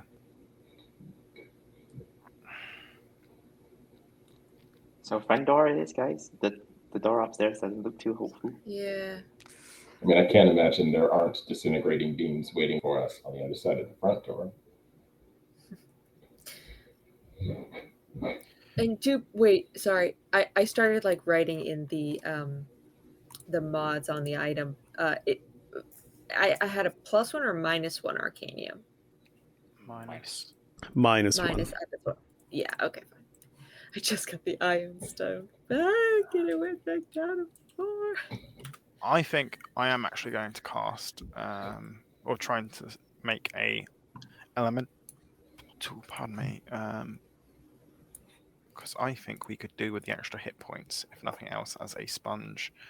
So where is... Through the crack of the door, I'm gonna send in Arcana.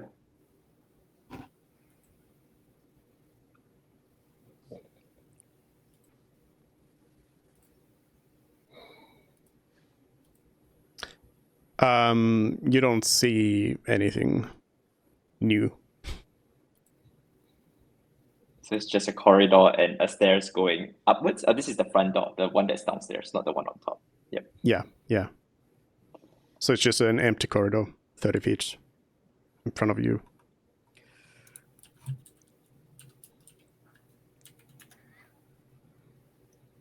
Okay. I'll keep sending the eye forward up towards the stairs. They seem to be inviting us in. I'll keep moving forward and scout as much of this area as I can. The arcane eye moves forward about 60 feet or something like that, and then ends up at a dead end. So we It's have a to go. 60-feet corridor and then it's a dead end. So it doesn't lead anywhere. Well, a 90 no feet doors. corridor. Okay, 90 so a feet 90-foot corridor. corridor. Yeah, and a dead end. When you say a dead end, is it because there are doors or Nope. passageways? It's just Nothing. corridor, all walls, that's it. Yeah. Okay. So that's what's on the other side of the main entrance is 90 feet of corridor and then nothing? Potentially. Exactly. There's nothing on the left, nothing on the right, nothing upwards, nothing forward, nothing downwards. It's just 90 feet of corridor. We probably have to go in and find some sort of trigger. Okay. Strange thing to build a fortress around. So are we thinking the top is better then? Because we Yep. actually know that there might not be a dead end there. Both ways kind of sounds fine to me. It's just if we go into this 90, we have to find traps, 1, and 2, find some sort of trigger that will open another passage. So the top one. Top one is it's a known beam that will come towards you.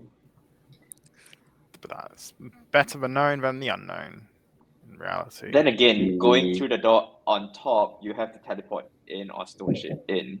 This door is already open. We don't need to burn resources. Right. Yeah, that's going to be my next point. Are we against me summoning a 7th level elemental? Not at Go all. for it. Cool. You have the Arcanium, so hopefully you can keep control of it this time. Then yeah, I'm going to use Conjure Elemental at 7th level to make a Fire Elemental Myriadon. Fire elemental. Yes. It sheds bright light. Light Fire's good.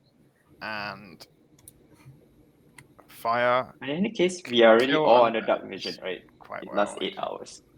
Well, if it lasts all the way to Zixiath, I plan on casting Elemental Bane, which is going to be fun.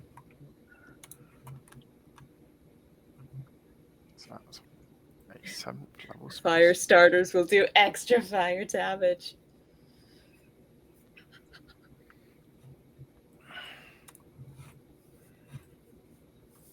All right. Well, I'm just All right. waiting on cues from the rest of the party that we're ready. I'm happy to Onward, go in let's charge. Well, I've got the Bottom minute level? casting time.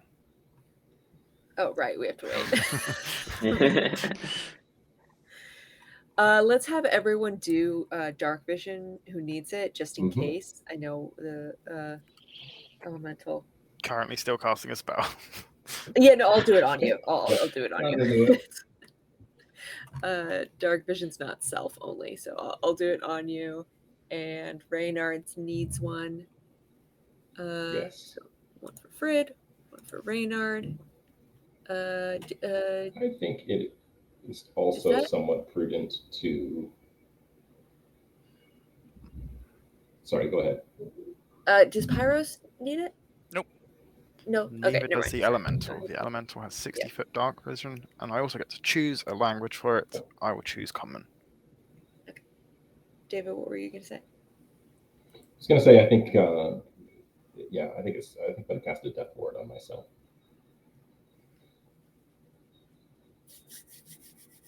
Mm-hmm. Plan B may require that before we're done. So, other than that, I'm ready. I'm prepared. Like I said, as soon as our elementals here, as soon as all of our other preparations are made, I think are we just gonna go in through the front door then? I think that's. They've invited us in. Let's be courteous. Indeed. All right. We're gonna get Say killed. the word when we're ready then. We're gonna So get bad. destroyed. So bad. Everyone huddle around celery. 5 feet around celery.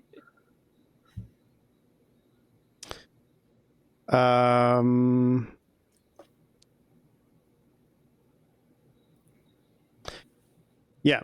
So the elemental arrives and says, "Hi, I am fire elemental." Please lead the group. Brave elemental. The elemental says, "I'm not getting paid enough for this." Neither are we. We're just getting a key. There's no gold in this for us either. Well, they don't seem interested in treasure. So. Okay. Well, so you open the door. Mm-hmm. Technically, the Myriadon Is it opens the necessary door. that we open it? I thought we could squeeze through. It was just a crack, so now we have to actually pull it open. Oh, okay. There was enough for us to Sure. put a hand in there to try to open it. Could I Yeah, check for traps okay. before doing it? Here. Oh, yeah, that's Oh, on the front hell door. yeah. As far as you can tell, there don't seem to be any traps. All right. Then again, you're Right. also not a dwarf, so maybe they have dwarf traps. If The somebody dog gives me chats the has a go-ahead DC of 30. if somebody gives me the go-ahead on both traps, I'll go ahead and try to push the door open for us. All right, the door is open, and light flows into the corridor, and you can indeed see that it is just a dead end, a big kind of stone corridor that just leads to nowhere. Do you still have Arcane Eye? Yes, but it's just at the end of the tunnel. It doesn't do anything. So now I already know this. I'm just gonna like place Wait, my can it hands pass? around the wall to check for triggers. Oh, it's pretty decent again. So are you all going in? Yeah. At the back, yes, I will. I'll kind of All right. follow Summer's lead, keeping Well- my guard up rather than checking for traps and such. Like I'm prepared for an attack. Well, as you're going in, as everybody has entered, you notice that the door is slowly closing by itself. Do we see any kind of mechanism or anything to, like, how is Nope. the door, how the door's moving? Nothing? Nope. Okay, just hinges? It just is moving on its hinges? By itself. Right, but I'm saying the actual, like, is the door like a portcullis, like it's lowering from the ceiling? Is it like hinges No, it's on the wall? closing from the side, yeah. Would it take more than 24 seconds to close the door? Like, at its natural pace? No. Would it take more? Okay, then I'll send the Arcane Eye back outside.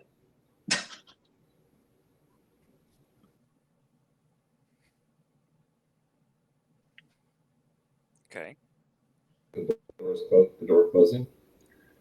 Yeah, because it said it Um, take more than 24 seconds, so I'm sending it back outside No, because it needs no. 24 What I'm seconds to saying close. is it takes less than 24 seconds. Right. So quickly, do we have anything that could keep the door from being able to shut? Just an object that we could throw in there or a spell that we could use to jam it up. I don't think it's I worth could it. do a ram. I could do a ram that is adamantine with this, and then cram the door open. I'm not sure if it works. Sure, sounds good. Sure, adamantine ram, and I'll stop it there, so it stays open.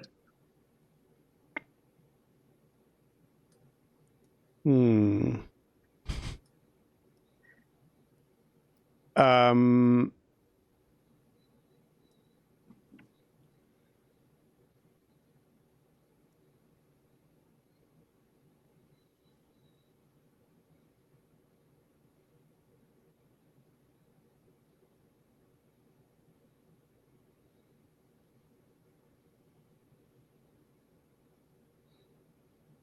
where have you seen this, first of all?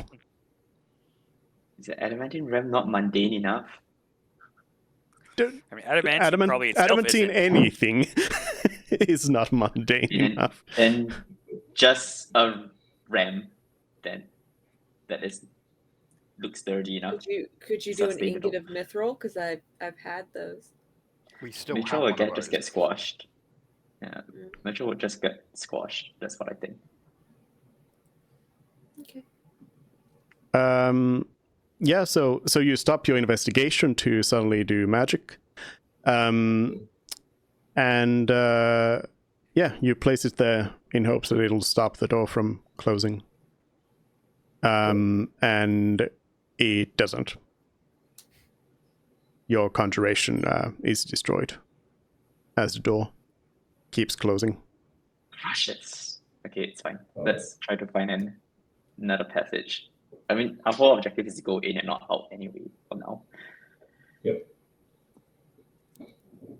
All right. Join the investigation to look for traps and stuff.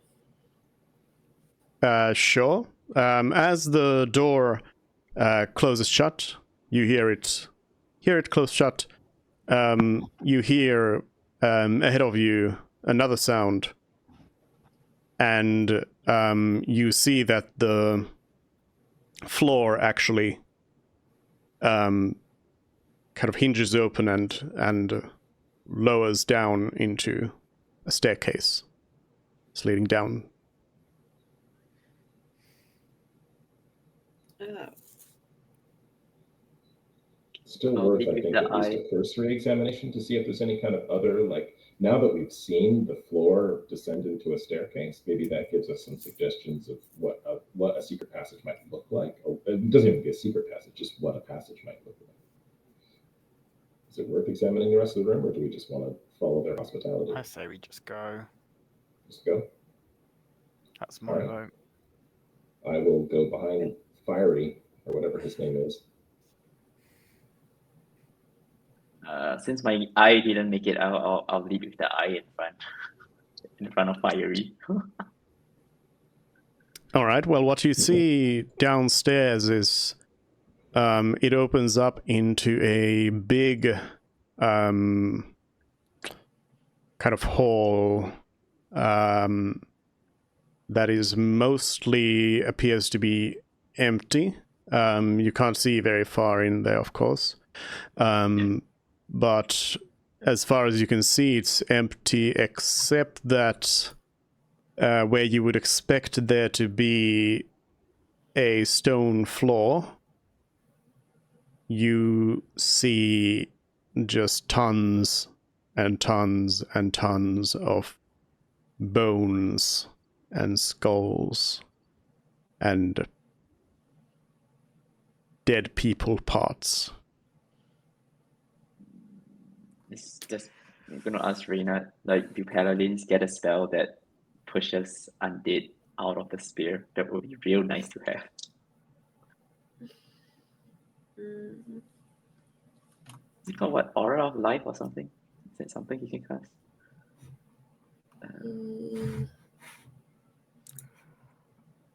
I don't know, but Sorry, I heard you ask. What is it you're trying to do exactly? Or wondering if I can. Sorry, my I'm mic. wondering if. What Yeah, is it? I'm What wondering is if. it you're- Do paladins get a spell that, like, protect us in a bubble? That's my question. I'm not sure if there's such a spell, that's why. Yes, if No, it's standing near me, as long as you're within 10 feet, you feel protected and full of courage. Oh, that's very useful. I don't get like a divine aura type of spell, like that's what you're looking for. No. So do you walk down the stairs? I mean, unless we want to talk to some dead people, we might as well just go. The floor of the next chamber is all bones? Yep. Well, that's auspicious, isn't it? Yeah, they're Under gonna the animate. They're gonna expectation. animate the second we step in the room. Or we're just going to become part of the. This just might be their death chamber or something, If they just lock the doors in there and then we're just stuck in there forever, and it's just like, yeah, starve to death eventually. I think that is the least of our worries. Yeah, I imagine we Yeah. could probably come up with sources of food. That's best case scenario, honestly. Yeah. That they try and starve us to death. There is no other ways out. Even if I send Arcane Eye, it's just the floor with power phones. That's it. There's no other exits or passage. So do you send the Arcane Eye there to scout out the area more?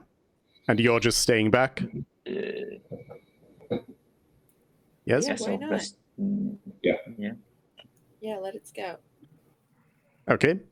Well, what you find is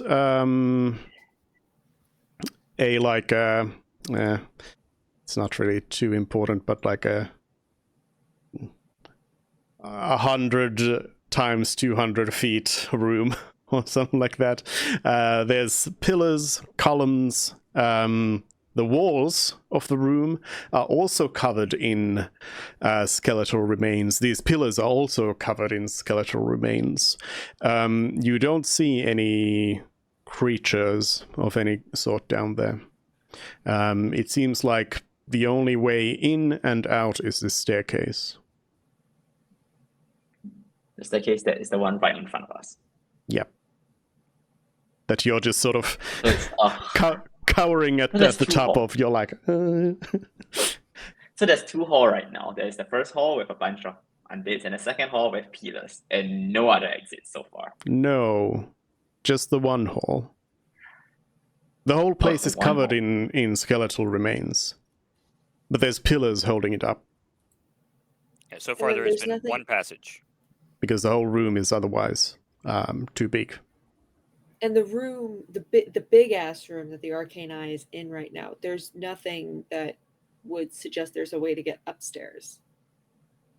Again, the only way in and out is the staircase that you are on, and the staircase is in the corridor where you are in, and the only way out of there is the door that closed behind you. I tell Flamey to proceed down the staircase, and let's How get a far move on. behind do we want to be? How far behind Flamey do we want to be? I think right now we can just be right with them because I don't think they're going to try to ambush us right now. Because if they wanted to do Sure. that, they could have just not opened the door. Okay, sure. Alright. We're walking in. Let's walk into their trap. Brazenly. All right, you walk into the trap, and you walk down, and I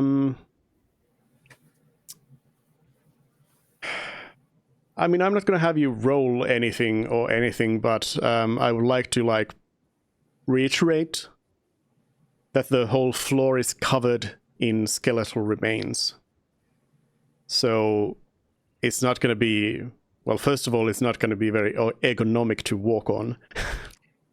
But also, none of you are, necromancers or anything, so you are probably not used to walking on dead people, and especially this large group of them. Do all of the remains look skeletal? Like, as in they've all advanced stages of decay? There's no fleshy bits. There's no, like, they aren't like corpses rotting down here. It's just like bone disposal. Bones.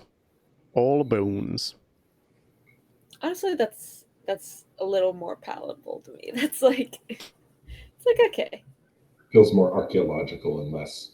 Yeah, it's fine. I'm Well, gonna ask Reina. before you ask, they don't have any flesh or anything like that, but interestingly enough, some of them are covered in blood. What? Oh, And the whole room smells bad, by the way. okay. Oh. But again, smells like blood. Smells like decaying flesh. Smells like bones and blood and bad. Okay. Smells like death. Smells Yeah. foul. Well, but smells like death could mean different things. It could mean Yeah. decay. It could mean decomposition. What I'm really aiming for is this like a place where they just dump bodies and then let them rot, or it feels like this is something else. Or maybe So it's my just question the remains to- of rituals. Yeah. My question to Reina is, how good are you with spatial awareness? I'm not sure I understand what you're asking. Okay, so I know you can cast Dimension Door. So my plan is, if I still want to be inside the fortress, the only other area I know that has a space is that upstairs floor. Mm-hmm. So if I would presume that we are still within 500 feet of it, because 400 feet Oh, of it, sure. or something like that. So we could Dimension Door that way up. Yeah, we could. You're intending for just you and I to do that? No, we can carry one person, and I have Arcane Eye here, and I can Vortex swap the last person out. It just takes 2 turns. Okay. So, are you walking in? Mm-hmm. I think we saved the Dimension Door escape plan Yeah, for something that like is that. Plan C now. That's Plan C now. Plan C. We're gonna get to All plan right. F by the end of this session. As you walk off the stairs, you hear the stairs themselves start rising up again.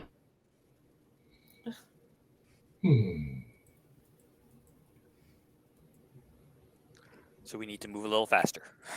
Is this chamber lit at all? Or are we just using dark vision to see it? It's not lit. But we also have Flamey. So dark vision and then whatever light the elemental gives off. For what it's worth, I'll also cast light on my loot.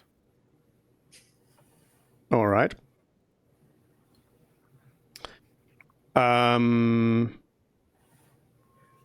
How much light does the elemental shed, by the way? It is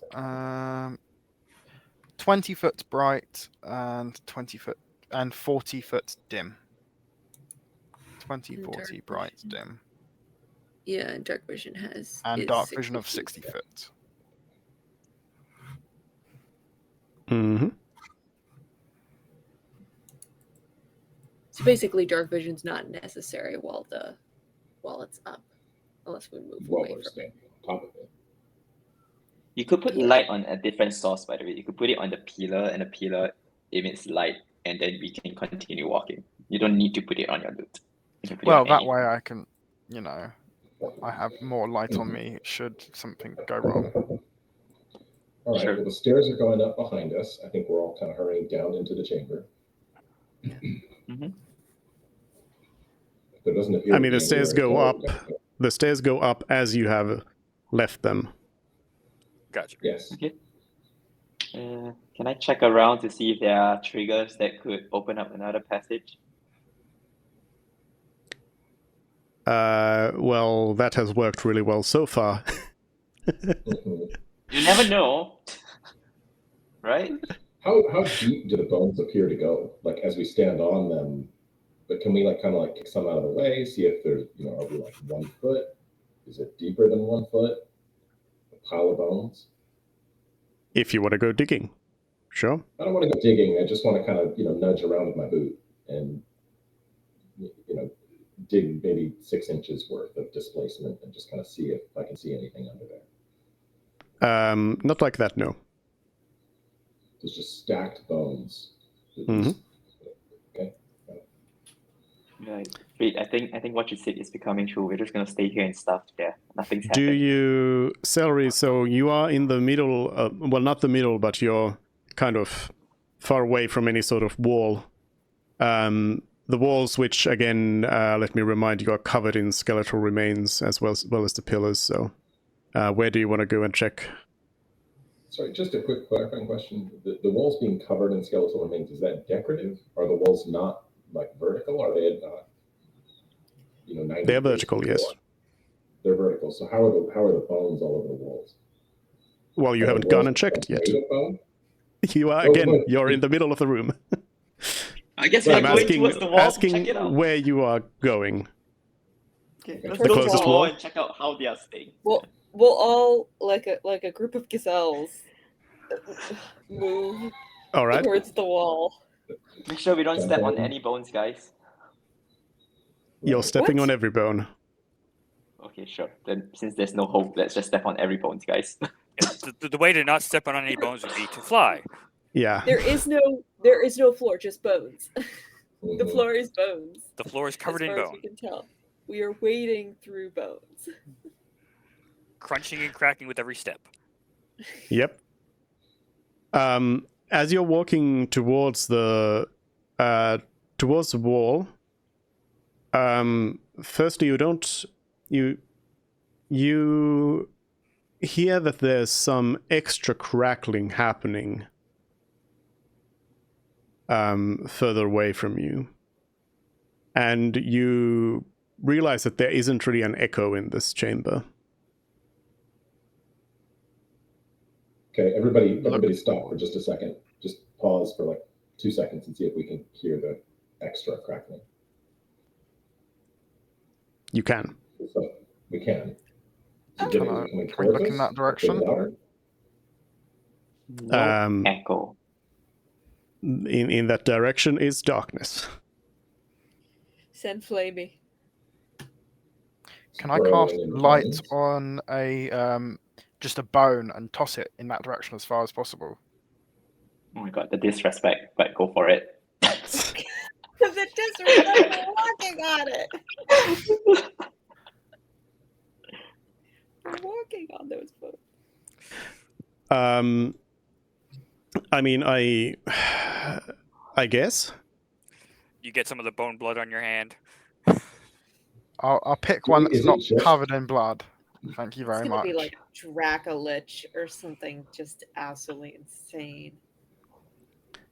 Is it just a sound at this point? Like, do we feel any kind of like displacement in the ground, or we just hear it? You've just heard a sound. All right. You guys are not amused that it doesn't have an echo? It means the sound is being absorbed by the bones. Like the bones on the wall. Maybe Excellent this is sound. where Zixioth, records his music.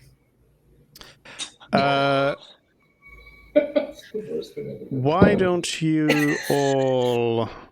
It's his recording studio. Yes.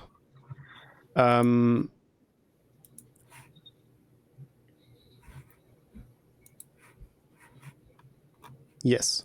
Why don't you all roll for initiative?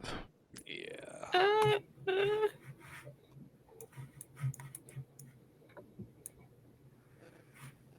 Is the Baylor representing Flamey? Oh, why isn't Todd Yes. Parsnip is dead, so I'll delete Parsnip. Oh yeah, true. Had it ready there, but usually around. So the bone that that Frid disrespectfully throws shows enough light that you see in the distance a humanoid form of a skeleton. A regular sized skeleton? Yes. Standing up, or Yes. Okay. Looking at you. This thing, I'm guessing. Yes, the skeleton-looking thing. It's like at the edge of the light, so it was hard to tell. It is? Wait, can you not see the... This guy. Yeah, The way I could tell it was there was You can because see of that. the fact that it's like a red square. yeah, but it shouldn't Oh, be really? like at the 'Cause edge of any sort of light. It should be... I can no, see there's like light two up to more. there. Yeah, that's why I can see as well. Oh, wait a minute. Oh, yeah, because I see... Hold on. Let me delete Todd for a second. Yeah, okay, I see. Yeah, because Todd's got that 120 dark vision. Mm, So you don't see the dim light the others see. mm. Hold on. Reynard's missing from the initiative. I'm sorry, did I do something wrong? When I rolled, it gave me an error. It said I didn't select a valid token. Yeah, you need to select your token first. You have to like click on your token and then hit initiative. It's annoying. Oh, I got it. Okay. I would say for the first like and 20 the- battle sessions, that's what I did. I would forget every single time to click it. The fire elemental? Yes. Okay.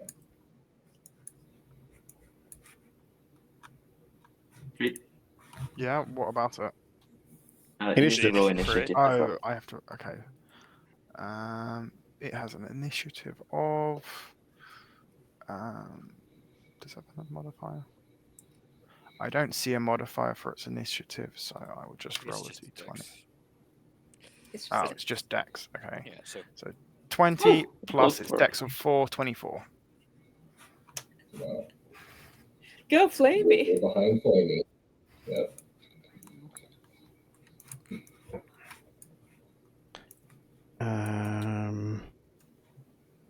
got 40 feet speed too.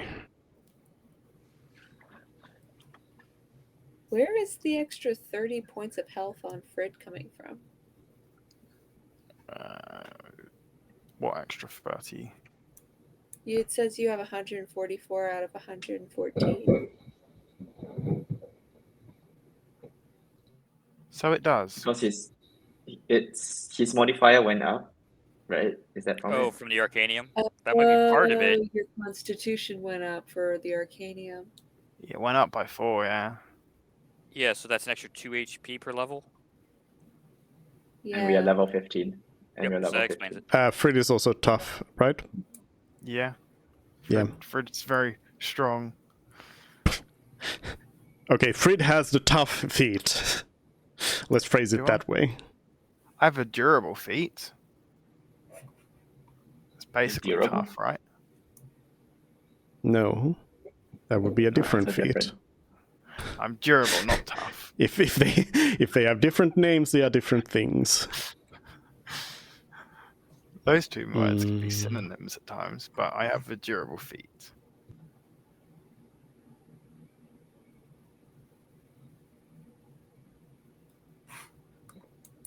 Just one more second.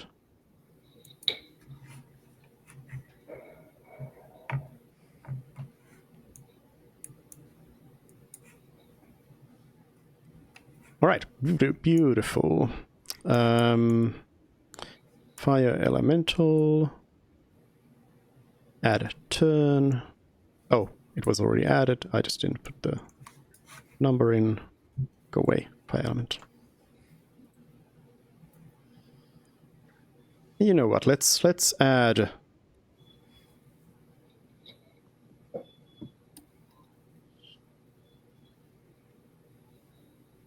the round counter. Let's be fancy. Uh-oh. Okay, it is. Well, it's called Frid, but it's the fire elemental. Okay, so it is going to move. Can I move him? Or... You have control over the token, yes. God, it's really laggy for me at the moment. 2, 3, 4. Is this difficult terrain, by the way? The bones? Yes. Good point. Ah. It is. Then in that case, he's only going to move to there. And he's going to hold the rest of his movement and his actions to attack anything that comes within range, if he can. What is Excluding range? allies. Well, if he can, Excluding he allies. has still 20 foot of his movement still. Or, well, 10, I guess. So any skeletons that come within 10 foot away from him, he's going to go up to and hit.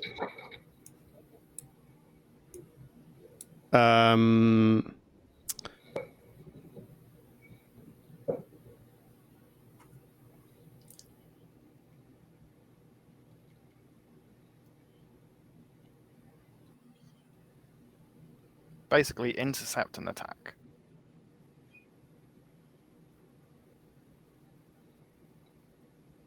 Well, so you can do one of those. You can move or you can attack. You can't do both as a readied action. Okay, then I'll move him 2 further and he'll attack any creatures, any skeletons within his range. Which is? None, but if some come into his range, he will attack them. No, but what is the range? Oh, you have the stats. Sorry. Yeah, 5 foot melee. Melee range, 5 foot range. Okay. Celery. I still want to continue investigating an exit. Or what else? So I haven't had a chance to investigate this wall, right? No. This wall. Okay, then I'll do that. Okay, decent. So what sense do I have of like how do I get out? Or what can I open? I think we'll leave that to the start of your next turn. I'll let you know what you found out.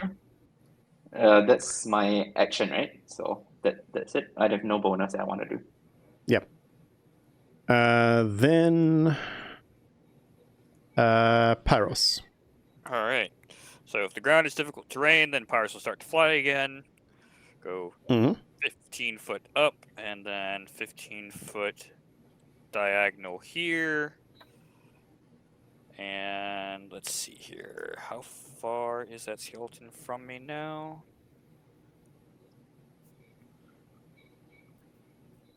Plenty close enough for Eldritch Blast. So let's see here. Do this for. Here we are. 1, 2, and 3. Wow. You blast your blasts at the thing, and the skeleton basically explodes in bones everywhere. there's a whole rattle of bones happening as its remains fall down into the floor. But you also hear more rattling going on in the northwesternly general direction. I guess if I was thinking about it, we hadn't been attacked yet, but oh well. Alright, that'll be it.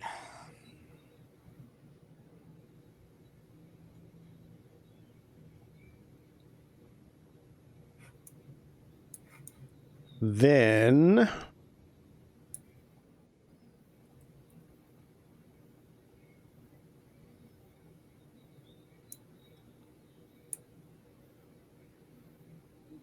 another skeleton approaches.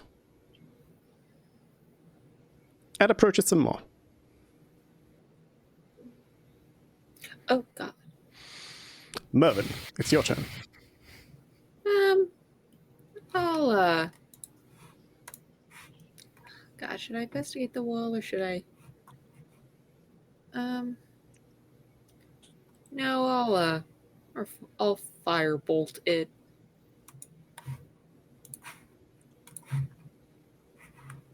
Yeah. All right. The skeleton explodes into bones. Cool. Charred bones, I guess. Yeah. I don't do anything else. I feel no need to do anything else. Okay. Frid. Suddenly. Suddenly.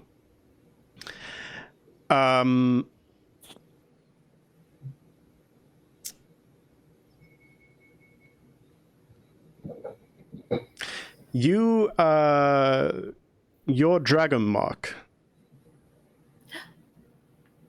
suddenly feels extremely painful. Like there's a huge stinging pain on it, forcing you to kind of clutch it, and you're just sort of crumbling down into as you're like, ah. And your speed is halved as you are in extreme pain, and you feel like doing things is going to be extra difficult.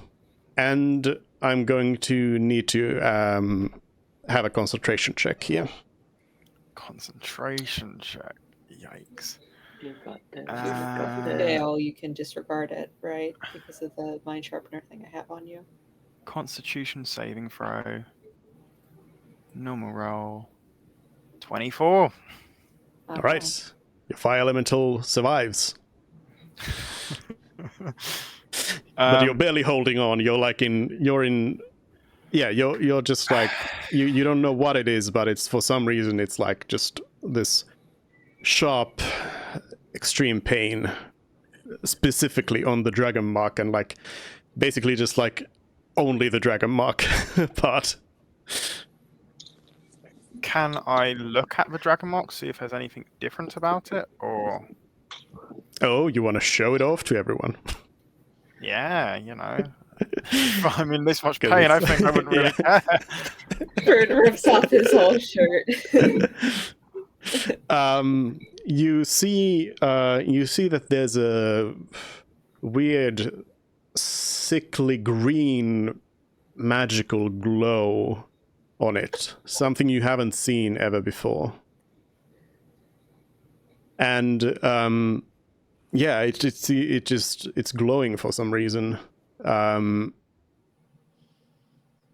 You suddenly realize, just Fred here, as you kind of look around, maybe a little bit more, you notice that there's the same sort of green glow, a little bit of this like green glow everywhere around here in this room. Nobody else sees it. But to your eyes, there's like small dotted lights of green around. Any particular high concentration anywhere? Or is it just the same? No, it's just general everywhere. Yeah. And not a lot of lights or anything like that, just a faint image.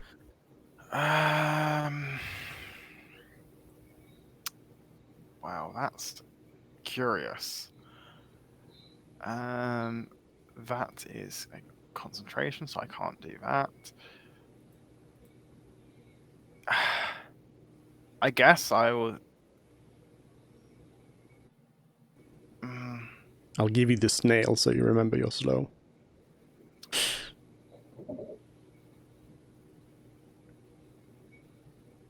I'm not quite sure what to make, so I'm just going to ready action, shoot the first moving skeleton I see with firebolts. What's the range on that? 120, Okay. but it's line of sight is really the important thing. And I guess that will be my. All right. Well, lo and behold, a skeleton rushes out of the darkness and into your line of sight. Whoa.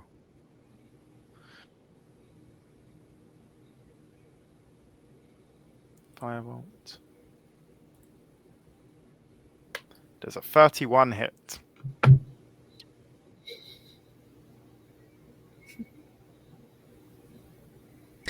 Yes.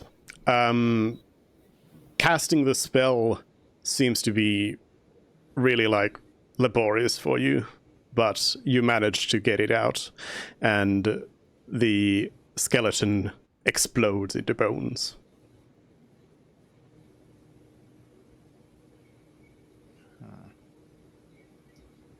Then another skeleton. Another skeleton. So we're gonna have to sleep in shifts here. Well, just pick off skeletons forever. Skeleton approaches, and then it's Reynard's turn. Spooky, scary. Gonna have to carry Fred.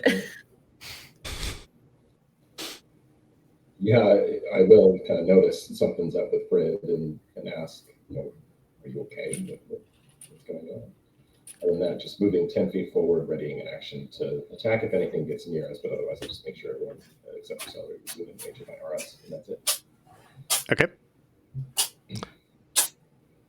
Then it is the Fire Elemental's turn again.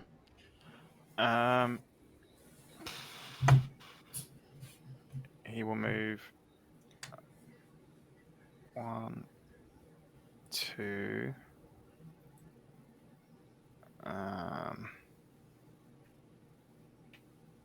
And will attack ready an attack action to any skeleton within 5 foot range of him. Okay. Moving skeleton. But yeah. Celery. So, you have been looking at this wall and trying to find anything, and you don't see any indication that there would be anything here at all, other than bones. You're referring to the wall, right? Yeah. Okay. I'm gonna tell the group. I'm gonna make my way to the pillar and try and investigate that. Okay. 1, 2, Can you get a point, like which one you mean? 3. I'm gonna move to this one. Yeah. I guess I'll just dash for now. Got it. 1, 2, 3. Should I just dash? Yeah, just dash. Yeah. Okay. That's it. That's it for me. All right. You hear the rumbling of bones in the distance, and it seems like a bigger thing.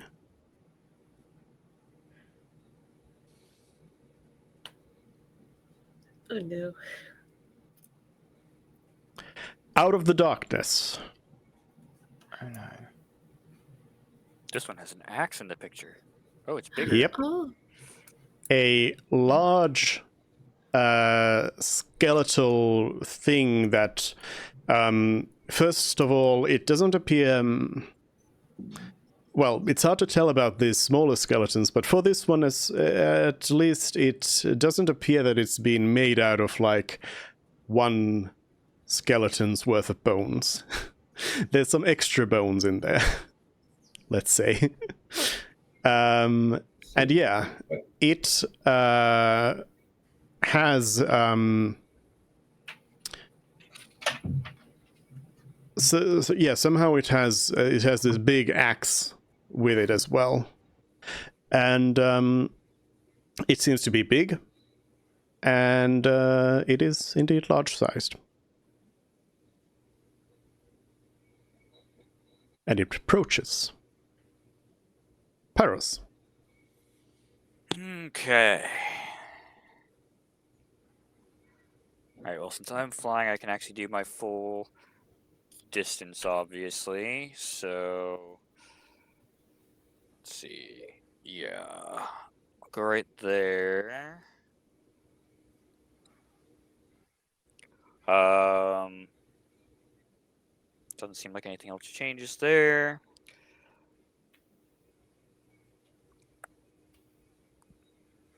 I'm not going to do that yet. Okay, so then I will try to unload some blasts at this new, bigger skeleton that appears to be more of a threat. Mm-hmm.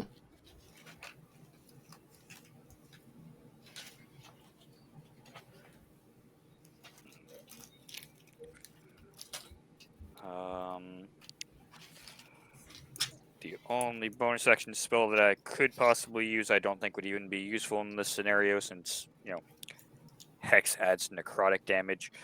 So that'll be it. All right. All of your blasts seem to hit the thing, but this skeleton seems to be a lot sturdier than the smaller ones. So it doesn't just explode right away. Then it is Mervin's turn. All of his Eldritch Blasts hit it? Yep. Okay, then I'll... Yeah. That's what I was thinking. I'll do Sharpshooter to take a minus 5 to my roll. Shooting at the big boy twice, minus 5 on both of them. Oh god. Ooh, a 10 and a 24. Mm-hmm. Do both of them hit or just the second one? Just the second one. Just that's what I thought. Okay. 20 points of damage. I'll save my arcane jolts. And I'll start moving 1, 2, 3, steps towards Celery, and I guess I'll move Todd. I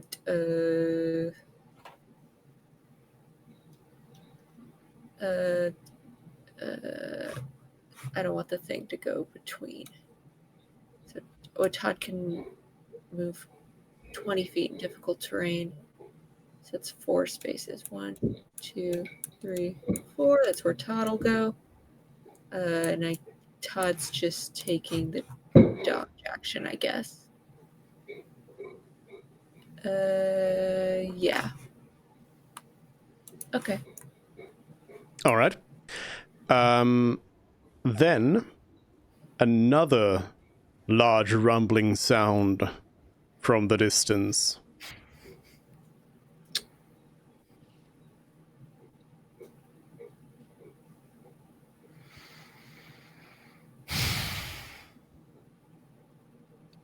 Another one of the same type.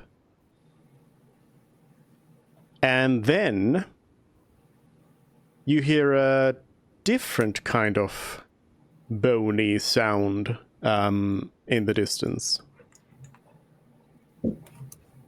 But this time, nothing seems to come at you right away, at least. And Fred. So, what's the status of my dragon mark doing? Still the same. Still the same. Right. No need to re-roll a Constitution save. No. Okay. Are these bigger ones particularly shrouded in the green light or no? Nope. Nope. Okay. Let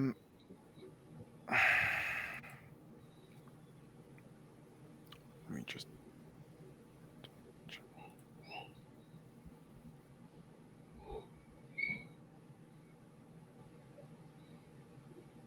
Okay. I am going to try to use the spell through my mark, my dragon mark. So that will be Bold Chaos strategy.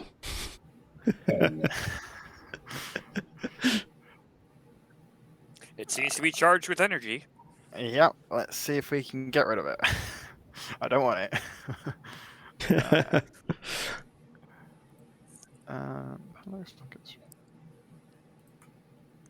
Yeah, no, it should be that. It's Constitution there. And I'm going to be targeting the closest one, the small skeleton. Okay. Sorry, 17. And that is... I need to remember the spell because it's very confusing for what it is.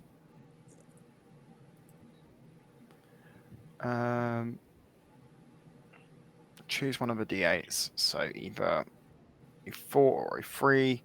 I'm going to go with 3 fire damage and then 1d6. Yeah. So 13 fire damage against 1 skeleton, presuming a 17 hits, and no additional effects. Why 13 damage? The 4 and the 7 is 11. I can't 11. count. Yeah.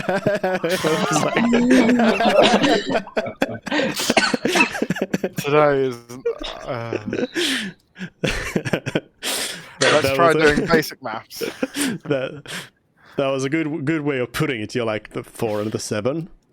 Duh. Obviously. Okay. Well, you take 11 points of fire damage, and your spell does not go off. I take how much damage? Right. Yes. That's not very nice. Now you probably need to do a concentration check. Yes. Minus 11.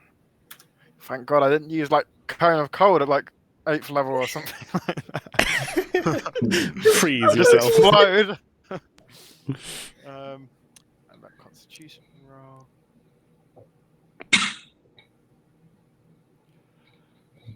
12 is enough to save.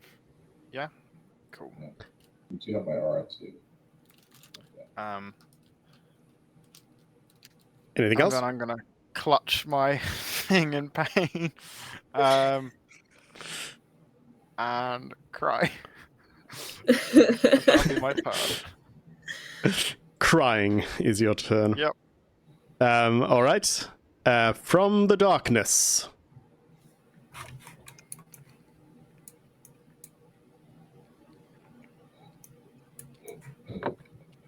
Another small skeleton.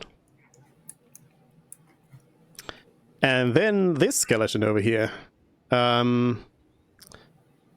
is going to go up to the first thing that's closest to it, which is fire elemental. Yeah. Which was holding an attack. Mm-hmm. Mm-hmm. So that is a +7 to attack. Right.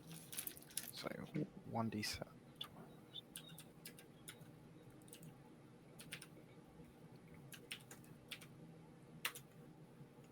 Oh. Sad. That's a miss. That's just sad. That sucks. I'm sorry. The fire elemental's first thing it does. Okay, the skeleton is going to attack. What's the AC on that thing? It is 18. Oh. Yeah, And it has resistance to bludgeoning, piercing, and slashing from non-magical attacks. that is true. Oh. The skeleton also misses.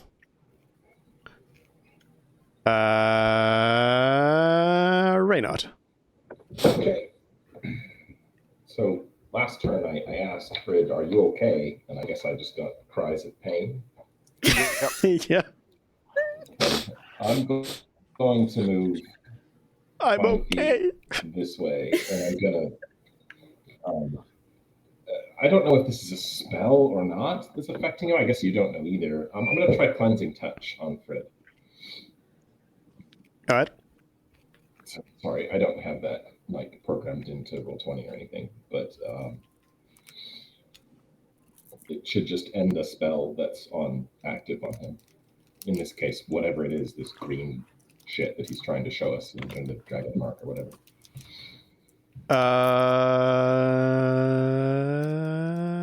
It unfortunately does nothing. It is unfortunate. Okay. Yes. All right, well then I will use the rest of my movement to just move forward. Fred is still Just crying. move up a little bit. That's it. Okay. That's it. Okay. Then it is the fire elemental. Revenge of the elemental. So one of its actions is a multi-attack. Can those multi-attacks be at different targets, provided it's within range? Yeah, just like for you. Cool. Well, I don't have any multi-attack sites. Never been a rule Well, that I've yeah. familiarized. So he's going to move up to there and then do a multi-attack. 3 attacks. First one at the closest one to us, then as many as possible to the next one, assuming he survives. Well, you might want to see if that first one hits Yeah. before you decide where to put the third one. +7, and then I'll just copy that. Yeah, you can also, in Roll20, if you click on the chat thing, you can just press up, the up arrow, and it will show you the previous roll you did. Right. So that skeleton blows up. You don't want to know about the damage? No. Okay. Then we'll do another one. Does a 10 hit? That's a miss. Okay. And then the third attack, 14. Yes. The other one blows up. Okay. Hell yeah. Fire and bone. We're Here's crushing action. this fight, guys.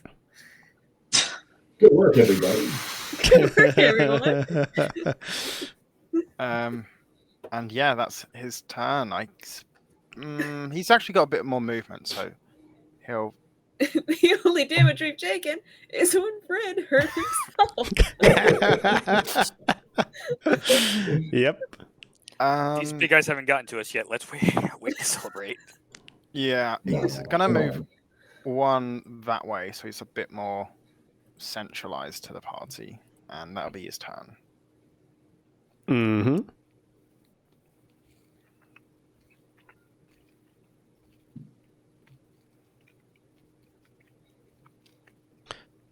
All right. Then it is Celery.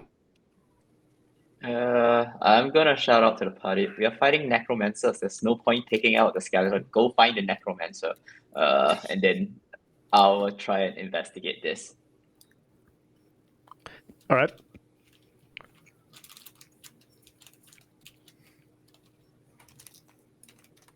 And Fred, you might want to stay within 10 feet of Reyna so you don't drop concentration. That's my turn. He can't drop Yes. concentration anyways. Okay. Not easily. Oh, has- is it a challenge? The mind sharpener or whatever. Mind Mind sharpener sharpener. plus lucky feet. Yeah. It's going to be really hard to drop concentration on that elemental. Which You is know- good. Do you know what's a Don't tempt surefire fate. way?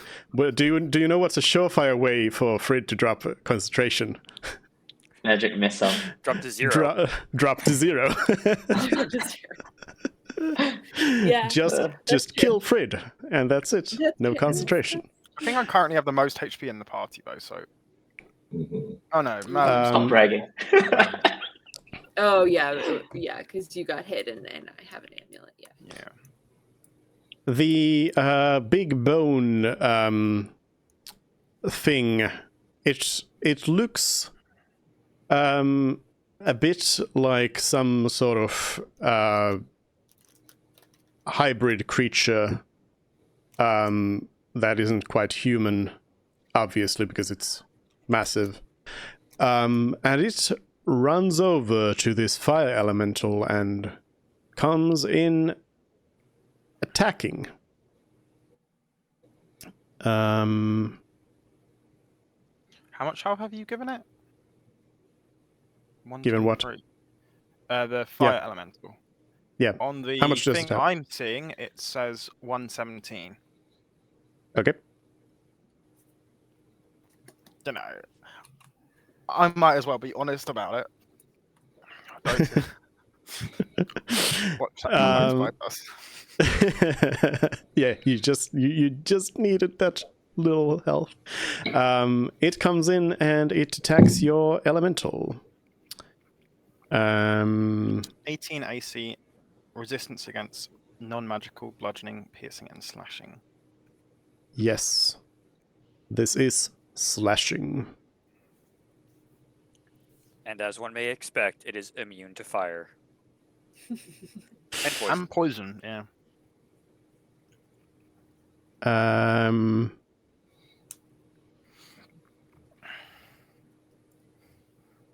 Yep. It just comes in with this like the axe itself is also like made of bone, the head of the axe.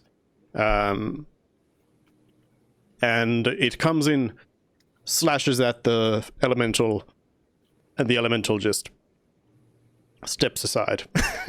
Charges the attack. Pyros.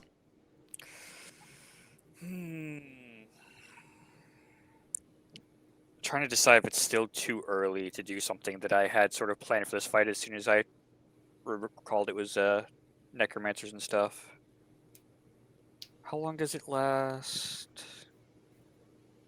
It can last up to a minute. Okay. I am going to We might still have a whole lot of dungeon left after fly right over here. these people. Oh, they're not. And I guess I might have to drop down 5 feet just to make sure it's perfect. I'm going to use the limited wish for Sunbeam. How do I Oh, make it so shit. it posts in this? How do I post it in the chat? I guess I could add it to my sheet and then just take it right back off afterwards. They need to make Constitution saving throws. Yes, and they have disadvantage I because think they are Dawn undead. would be a better choice, though. But up to you. I think Dawn would be a better choice. I don't think so. It's What not does gonna be Sunbeam Dawn requires used your now. action every time, but Dawn just stays there. It means your action, you have to create a Sunbeam every single turn, but up to you.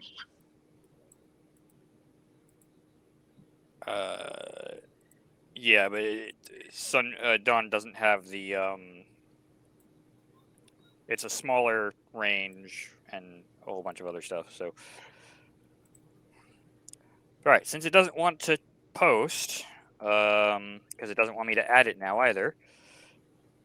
68 radiant in that line, so 68. The DC is 17. They have disadvantage for being undead. Mm-hmm.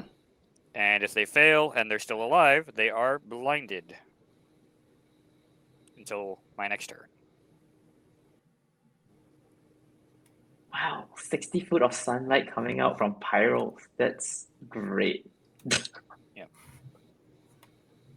Does that like illuminate the chamber at all? I have no idea, but this is It- pretty far now. Yeah. Yeah. Yeah, The but mote the of brilliant super bright radiance light. shines in your hand. It sheds bright light in 30 foot and dim light for additional 30 foot. This light is sunlight. Huh. So it's just 60 feet of light, so it's not that much. Yeah, but yeah, 60 Um, foot line. Yeah, Of they are radiance. both hit. They are blinded. Nice. And yeah, for the next minute, I can do it again as an action, unless I lose concentration. Mm-hmm. Oh, that's the best part. in that same spot or From me, from you? so wherever. Yeah, and it can be in just a new line. Let me see if this works. Oh wait, I could just do it like this. I was thinking I could add it. I can add it in here like as a thing, and then just give it That 10. works. There we go. And it goes -1 each turn, so we will know.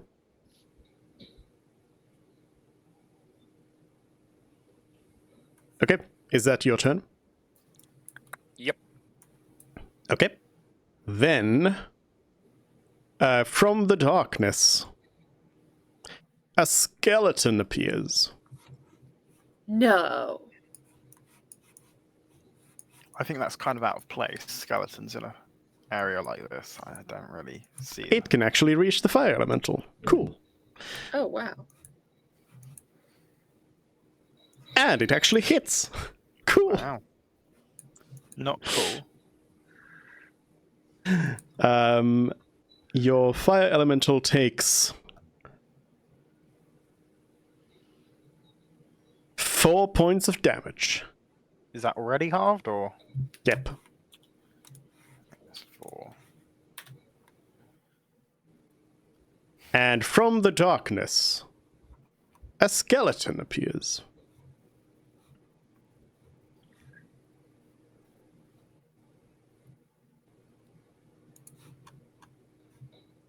And from the darkness, a skeleton appears. Wow. These skeletons can traverse bone. How rude. Yeah, they are bone walkers. Well, actually, I did want to ask about that. Is did they appear to have any hampered movement from the terrain or no? No, they seem to be able to walk on themselves really well. Don't think about it.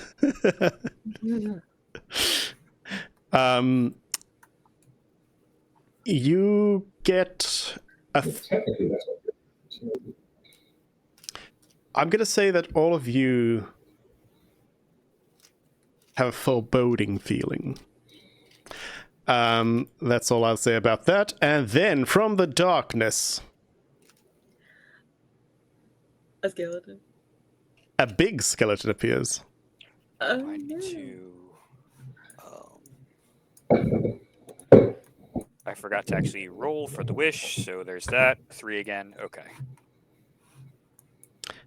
And then Mervyn, it's your turn. All right. It kind of seems like I need to join Celery in investigating how to get out. I find the necromancer. Don't investigate how to get out. I don't have detect Really? magic or any other detecting. Right, but do you think that the necromancer's in this chamber? No idea. Unless it's that thing that we I don't- heard in the distance. hmm We haven't checked the rest of the map as well. This map is kind of huge, so it could be somewhere that's not littered that has something. Okay. True. Do the if I do I get the sense that so it's difficult to walk on the bones on the ground, right? But are the bones on the wall, are they like fused to the wall enough that it seems like it would just be easier to spider climb the walls than to walk along the ground, or is it equally as difficult?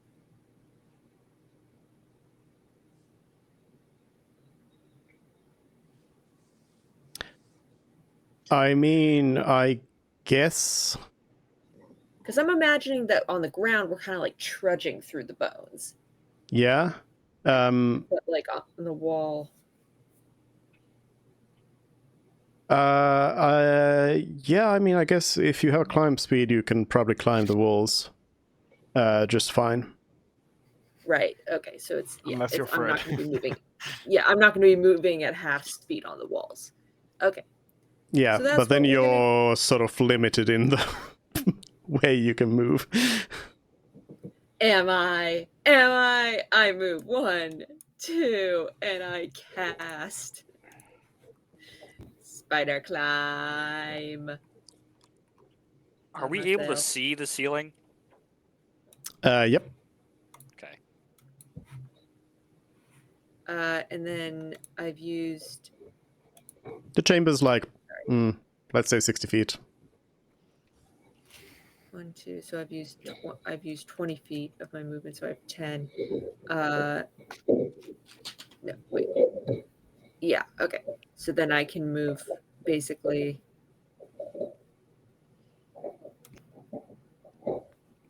Here. Wait, no, there. Yeah. Okay. I can move there with my spider climb. Mm-hmm. So now I've got that going. I'm crawling on the walls. Or Yep. I'm walking on the walls. I mean, yeah, I mean, the part of it that I'm just like saying is the fact that you are now very limited to kind of two-dimensional movement or one-dimensional movement. No, I get that. But if you're fine, my attacks are all ranged. I have dark vision. I'm Yeah. fine with being on the wall. yeah, sure, sure. Todd. Yeah. All right. Let's have Todd move.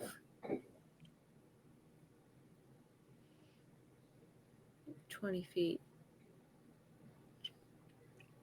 which is 4 spaces. 1, 2, 3. Let's go here. 4. Okay. Actually, I take it back. Todd's gonna go there. 4. And Todd. Actually, you know what? Let's have Todd ready in action. I'm gonna assume that a skeleton's gonna come for Todd, and Todd will bonk one when it comes within 5 feet. Okay. Then the big bones are going to move towards where they thought they had some stuff to smash. And let's see who they smash. Ooh, bad luck. The big skeleton appears to have wanted to come in and attack the elemental. But it seems to be a little bit off, not being able to see and all. So instead, it comes in at its own friend and destroys the skeleton right here. Woohoo! Nice. Then, from the darkness, let's see. A skeleton. No. I think we're gonna do this, probably.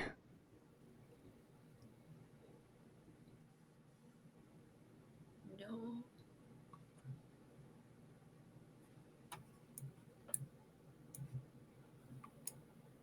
Probably.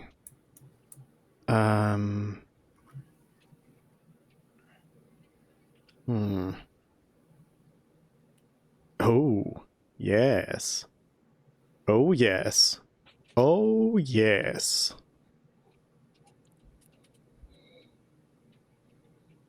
Yes, yes, yes, yes.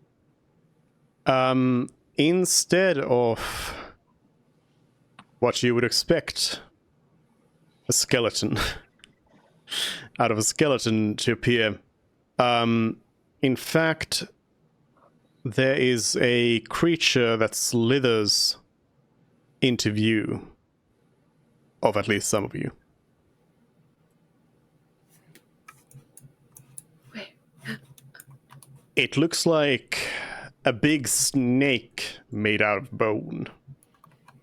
Oh, great.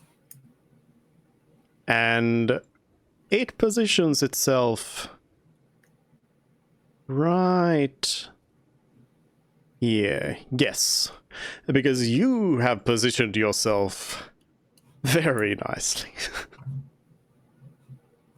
The bone snake is going to Like that. cast a spell.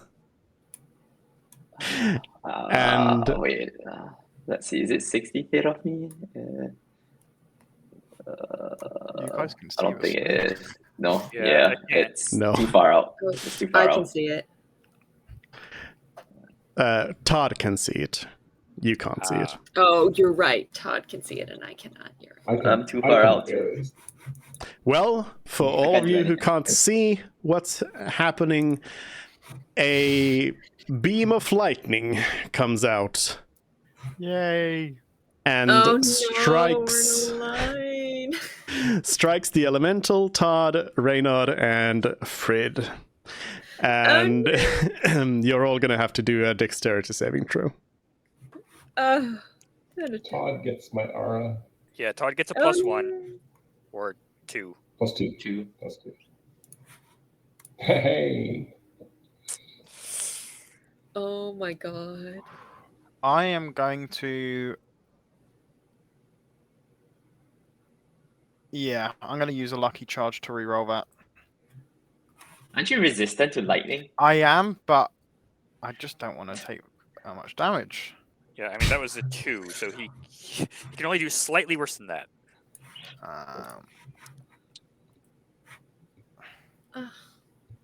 Todd. Okay, an 18, Yay. and then you have a +4 to your thing.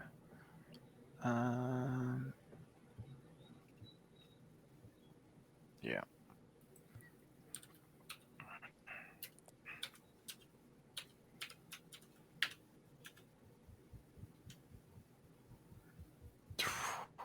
And the elemental gets an 11. Yikes. So, Frid, Mm-hmm. you take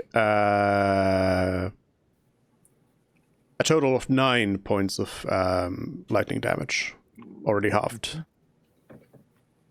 And the rest of you take 36 points. And I need to do a con save after that. And I succeed the con save. Yep. You're crushing the Constitution. If I fail it, we're in for a bit more of a uncomfortable fight. All right. Then, I'm sorry, but it's just too good to pass up on. Another beam of thunder comes out of there. No. So everybody do another dexterity saving throw. Let's do...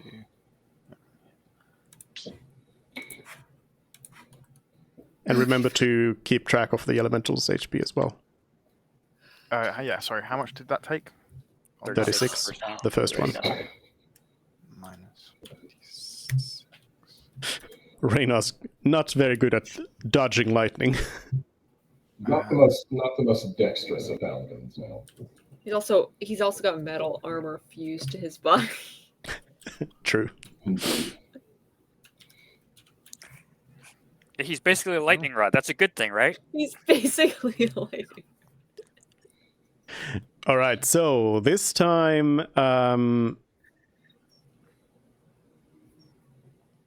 let's start with Reynard. Oh boy. the loser of this situation. You take 26 points of damage. All right. 26.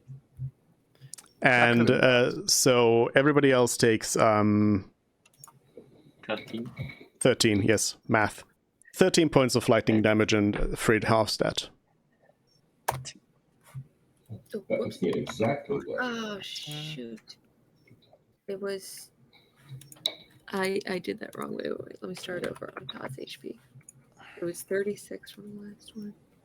Minus 13 halved goes to 6. 6. Yeah.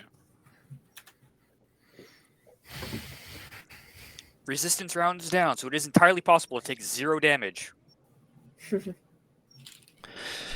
Well, not from these attacks, no. Yeah. Then it is Frid's turn. I'm going to use my full movement.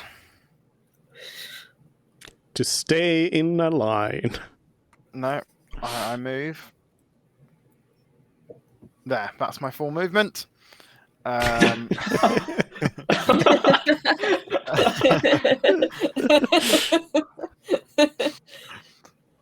I have half movement and difficult terrain. So... This reminds me of Woltentrich's Tower. and Yeah.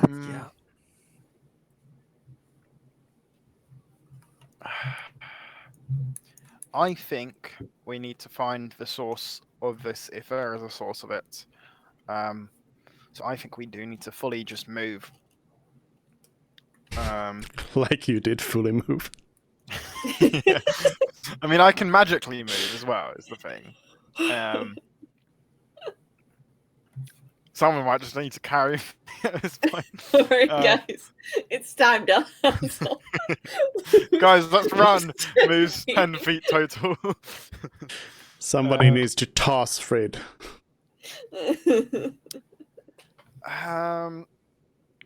I'm going to assume that there's going to be a line attack coming, so I'm going to not hit any of the small fries and instead use a firebolt on this lone axe guy over here.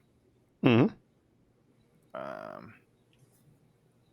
wonder if you Misty stepped there, you'd be able to get a line through there. Yeah, I would, but I feel like that how I have one use of the line per day, and Pyros has many for a while still. So Yeah, Depends on if that's they fair. move.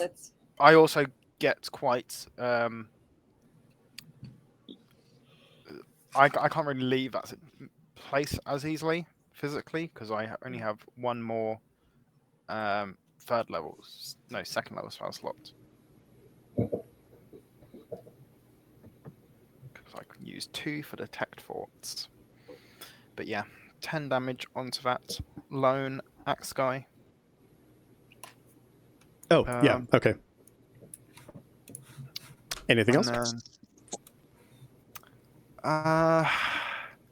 for now, no. Okay.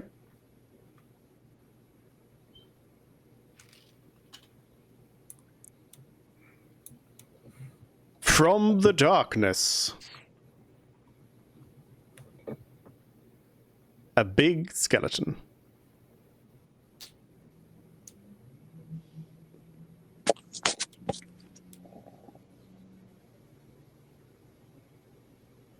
Reynard. All right. Got my full movement there. And just go ahead and attack the large gentleman in front of me. Should have advantage because he's blinded still, right? Mm-hmm. Yep. I will use Great Weapon Master on the first attack. That's it. So And 21 damage. they did. Okay, excellent. Then the second attack will just be against the little skeleton then, since that's all it's Mhm.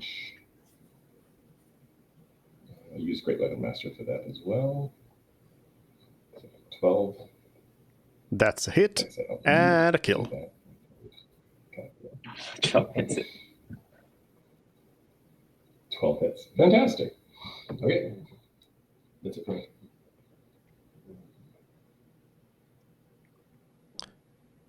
Then it's back to the fire elemental. It's going to use a Fiery Strikes attack, which is the multi-attack, and each attack that hits deals an extra 5 or 1d10 fire damage. So that's going to be 1 first attack.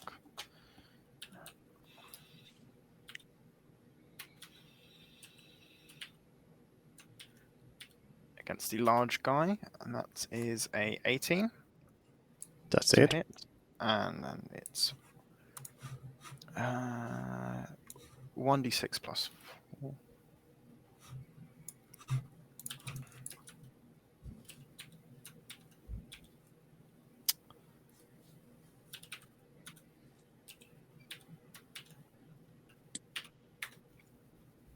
Oh, come on.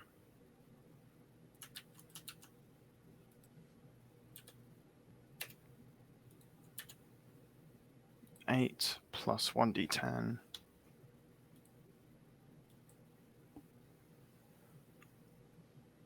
Another 8 is the first attack. Mm-hmm.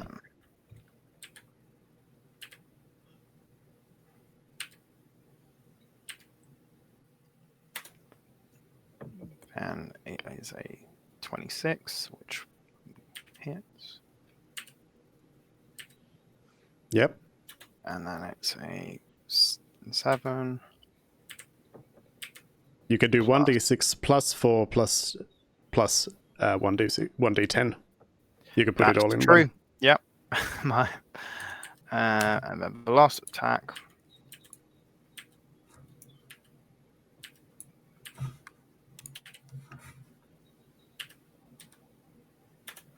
Is that It's a hit.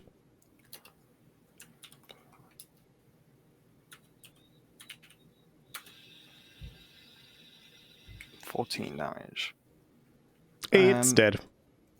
Cool, lovely. And does the recharge 6 thing happen at the end of its turn or start of its turn? Start of its turn. Okay. And then movement-wise, it's just going to stay there because they're just dead things and they can come up to him again. Stay in a line with Todd. Good. Yep. Celery. You have investigated the pillar, and you don't see any reason to expect that there would be anything in here. It is just a pillar covered in bones. So up to this point, I have no idea why these things are being reanimated. Correct? Well, not by investigating the walls and pillars, no. I'm gonna summon my draconic spirit. Actually, let me see. 1, 2, 3, and then 30 feet. 1, 2, 3, 4, 5, 6. Does this thing go in the air? Actually, let me move first. 1, 2, 3 besides spirals. Let me pull this out. I haven't decided where I'm putting it, but I'll pull it out first. Okay. So give me a second. I want it to be exactly 30 feet from me so that I can jump onto its back. So one more space up. Yeah, I'll summon it there. Yep, there. And then I'm going to do my phase step onto its back. Okay. Bonus action. And then it goes right after me, and I'm flying up. It does have 30 foot of blind sight as well. So if there's anything that's invisible, it will pick it up. Okay. Let me check the breath weapon. How far does it go? 30-foot cone. So I can hit both of it with this. And with the shed resistance, I'm going to have necrotic resistance. And the breath weapon is going to be radiant damage. Mm-hmm. So how high up are you in the air? 30 feet?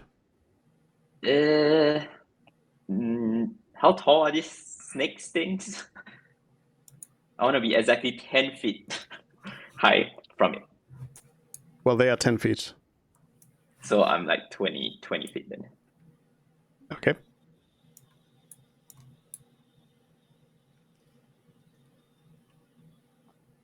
And then beyond that, I'll move one more space with the dragon, do my rend attack on this one, and then I'll fly away after that. So here is my rend attack. Does 22 hit? Yeah. So that's 20. So I'll do the damage. And then I have 40 feet more of fly. So 40 feet of fly, I will pull towards this direction. If it has a range of 10, it can hit me.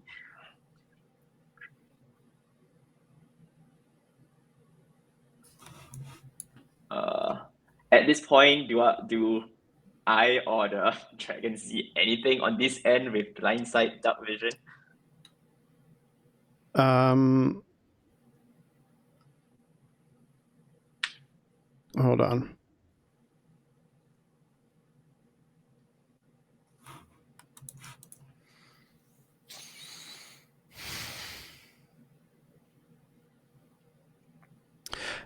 Nope. Okay, then that's my turn. Okay. AC is Paros. All right, so I'm gonna go ahead and fly over here next to the pillar, and then do the next sunbeam to hit the two skeletons here. Mm-hmm. So you got the con saves at disadvantage. 17. It was 68.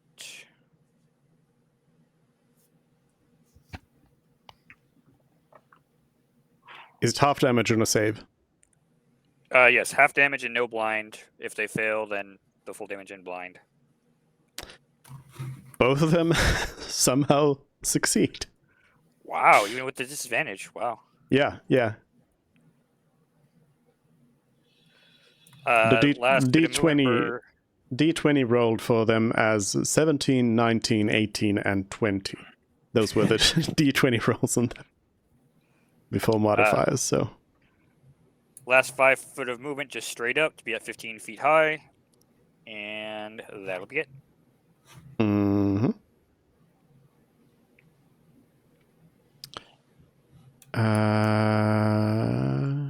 One moment here.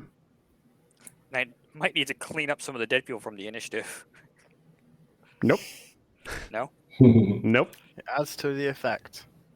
Or maybe they're coming back. Oh no. That's possible. Yeah. The dragon can see up to this point, if that matters. That's how far. 60 feet dark vision, 30 feet blind sight. Don't you have? Doesn't your token have the same? It has the. I mean, you should be able to see the same thing as the dragon sees, right? My dark vision is also 60. Is that right?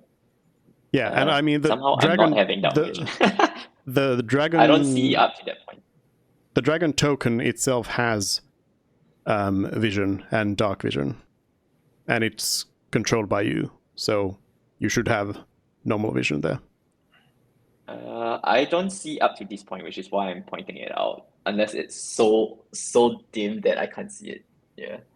So yeah, I mean it dims towards the end there. Okay. So if you can see like something at 60 feet, then yes, that is how it's supposed to be. In fact, I mean your tokens technically have 70 feet of dark vision because of that. So true, it's working it's correctly. If it's not pure blackness, then it's working correctly. Okay. This their heart. But I mean, you don't see anything. I can tell you, you don't see anything. Like you asked.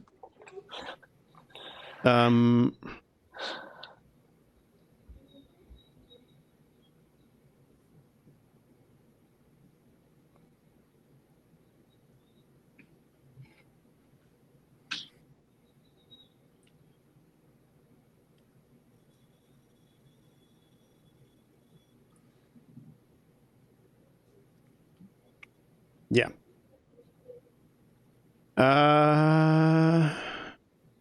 Let's see. Just gonna refresh this. A skeleton is going to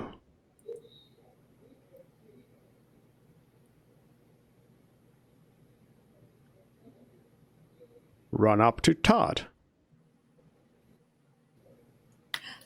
And Todd had a prepared action. So Todd's gonna attack.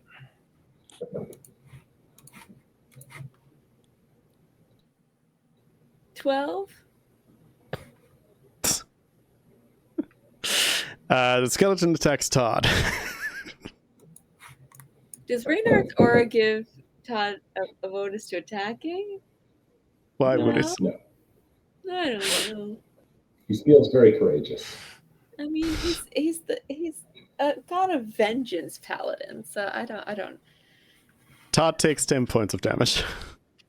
10. Oh no. 10. And then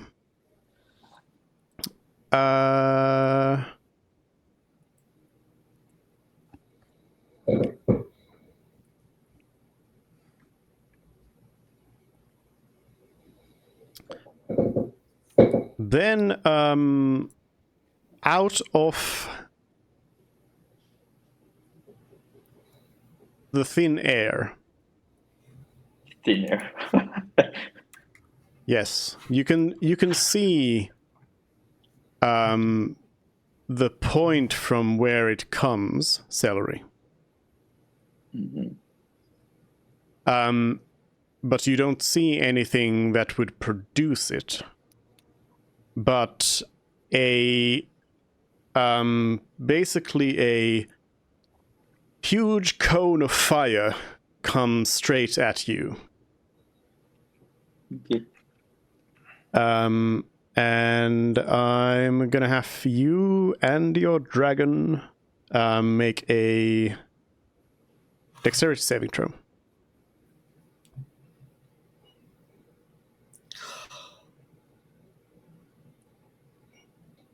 I'll cast Absorb Elements if it's fire damage. Great call.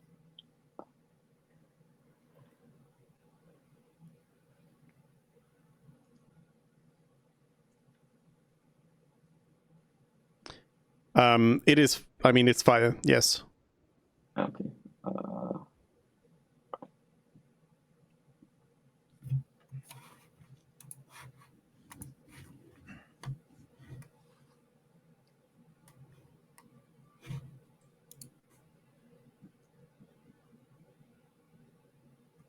So you cast it.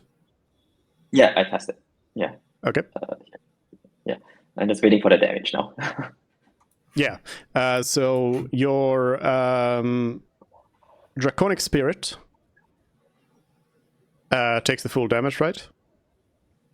I don't know. You need to tell me whether I save it or not. It rolled a 17. Neither one of you saves, no. Oh my god. Okay. Yeah. So it takes the full damage. So that's 92 damage. Wow. Wow. And I drop down. Yeah. Can we leave now? No, we have to get rid of the source.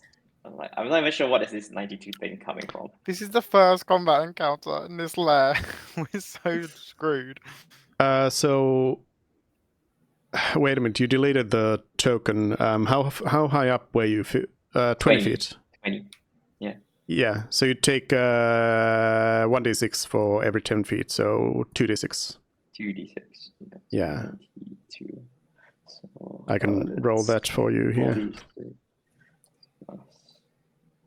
So 8 points of bludgeoning damage, plus then 92 divided by 2 is 46. Yeah. Yeah. 54 points of damage. And yeah, so this jet of fire just kind of came out of nowhere and blasted you and your little dragon too.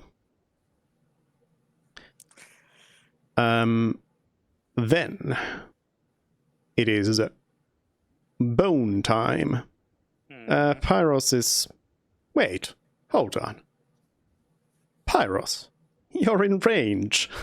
Yep. 15 feet in the air. You're in range, so this thing's gonna come over and bonk you.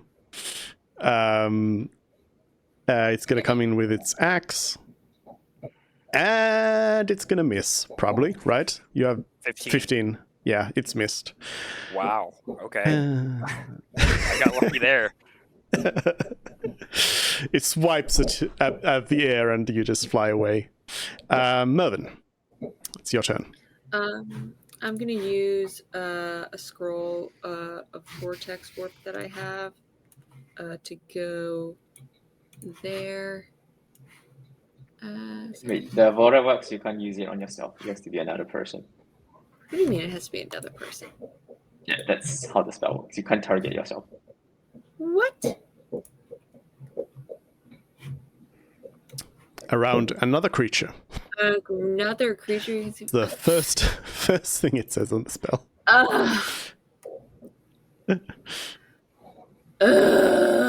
Okay. You can vortex warp Fred into the wall if you want. I don't want to vortex warp Fred into the wall. I wanted to go farther. Are you stuck on a wall? I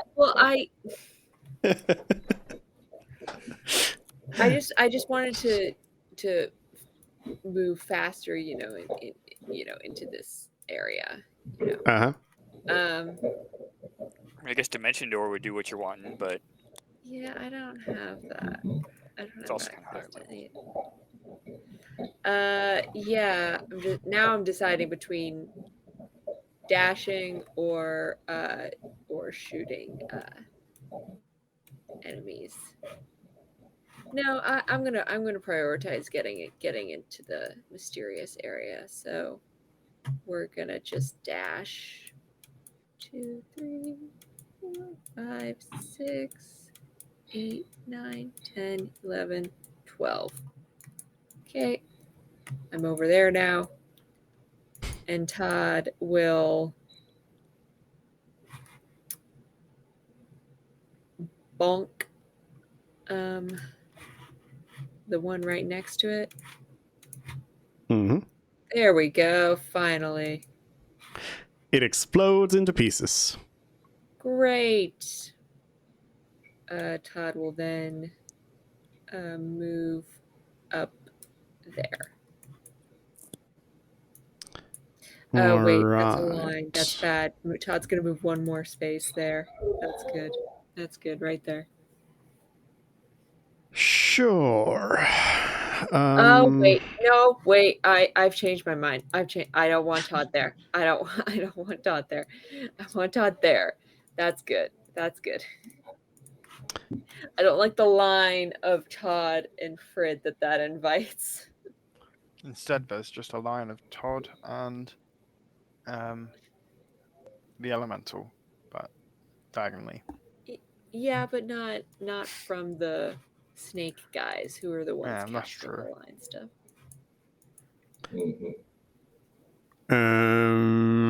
All right.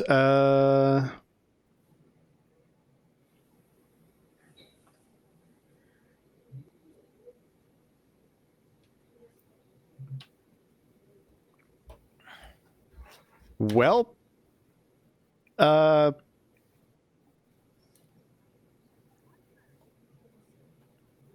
snake number 1 is going to do the same old thing regardless of whether you are in a line or not. It'll slither away. And from the darkness, a beam of thunder, a beam of lightning comes aimed at Reynard. So just Reynard. Dexterity saving throw. Lightning rod. Yeah. The lightning rod. Okay. You were kind of closest to it here, so. Ah. That is that is very unfortunate. 7 isn't enough. Nope. Sorry. 7 isn't high enough? No, that doesn't sound right. You take 23 points of lightning damage. Oh my God. All right. And then the other one's gonna slither back as well. And Our poor little it lightning rod. is going to Todd. Is the new lightning rod. Todd needs to do a dexterity saving throw. Okay.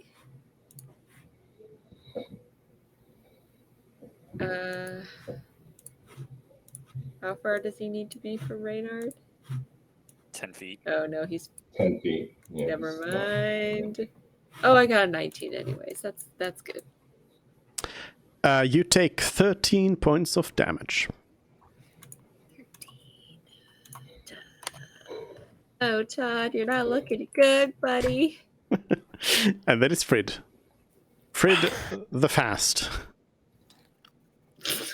Wow. They just used their lightning beams. Remember how somebody was supposed to carry you? Everybody's abandoned you now. Well, It's true. I'm going to use my full movement. And go back.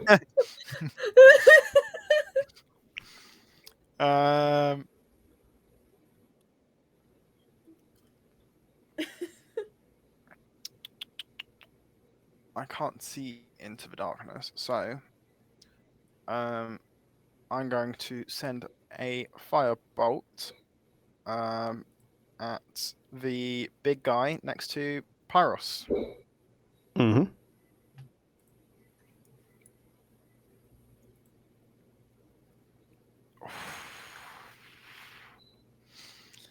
Yikes. So that misses. Yikes indeed. I'm going to give Bardic Inspiration. Actually, hold on. Well, Before you it's a critical yikes. miss. But hold on. Just hold on. Just hold on. Hold on. Just hold on. Yeah, okay. You cast your firebolt and it misses. Then I'm going to bonus action Bardic Inspiration, give Reynard Bardic Inspiration because I feel like he might need it with another lightning attack coming up. Yes. Hmm. Then that's action, bonus action, movement. That's me done. All right.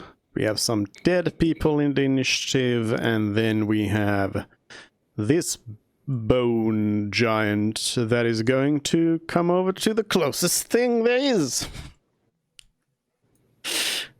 Todd. Todd. Well, you're closest. Look, I don't make the rules. Todd's going down, everybody. Got an AC of 17. Yes, Bad and that's a luck. hit. Yep, very bad And luck. I think, is this the first time they've actually hit anyone? Yeah. First time they've hit anyone, so I need to check the damage. I can tell you it's probably gonna kill, but let's see. Oop, yep. Todd takes 19 points of damage.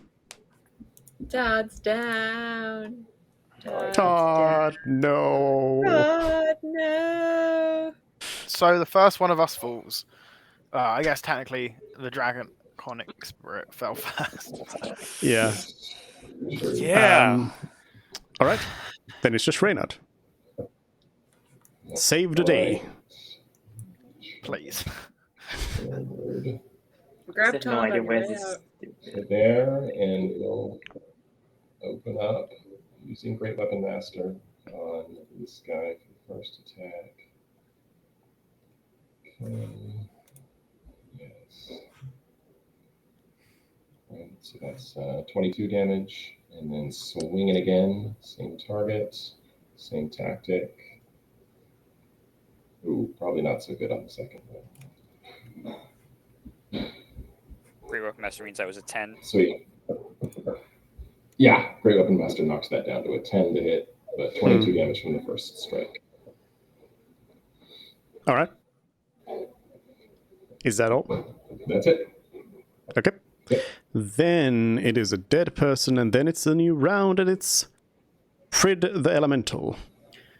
Okay, the elemental is going to move 10 feet to there. There's a lot of bodies on the floor. Yep. It also needs to Yes. roll the 1d6.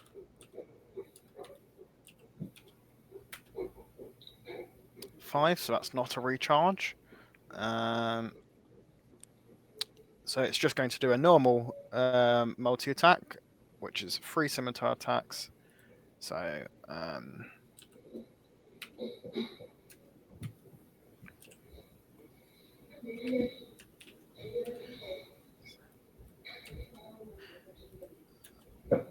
so that's 1, which misses. 2, which I'm guessing hits. I'm just going to roll them all so that I Yep. can do it more efficiently, and a crit on the last one. So Nice. then its damage is 1d6 plus 4.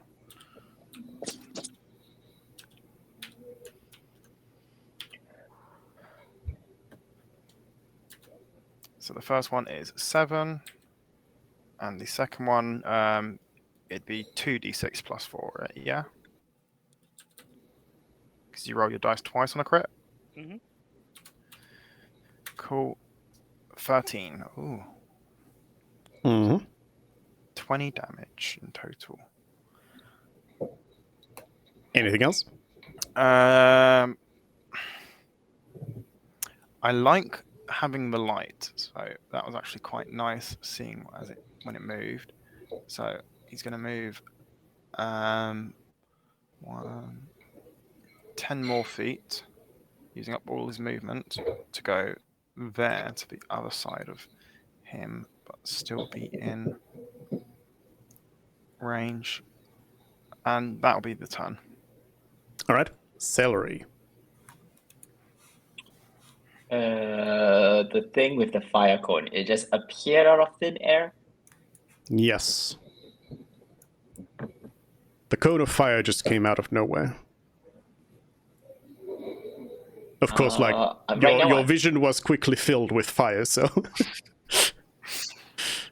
Okay, so maybe the cone could be even further behind as its starting originating point. That's what you meant previously, right? No, I mean, you could tell that it came from basically. Let me show you. You saw it come from basically right there.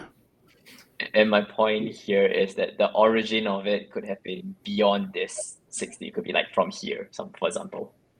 No, because it's a cone, so you would have known where like the point of the cone is. Okay, I'll move in that direction. Am I prone right now? Yeah.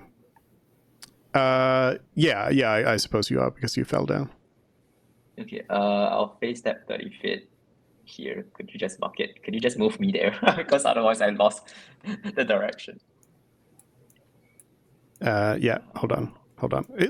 There we go. Boom. Okay. I don't see anything else or the source of the fire. I only see these two creatures. So I'll face that That's myself correct. into a standing position. Yep.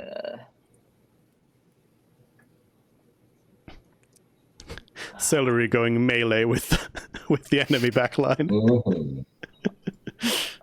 I have two options, right? I could come back to he's you gotta guys, use- or I could bring you guys over. Like, I think you're too far for me to vortex warp me. If he Yeah. punches I think anyone the on this upcast turn, it. he does extra fire damage.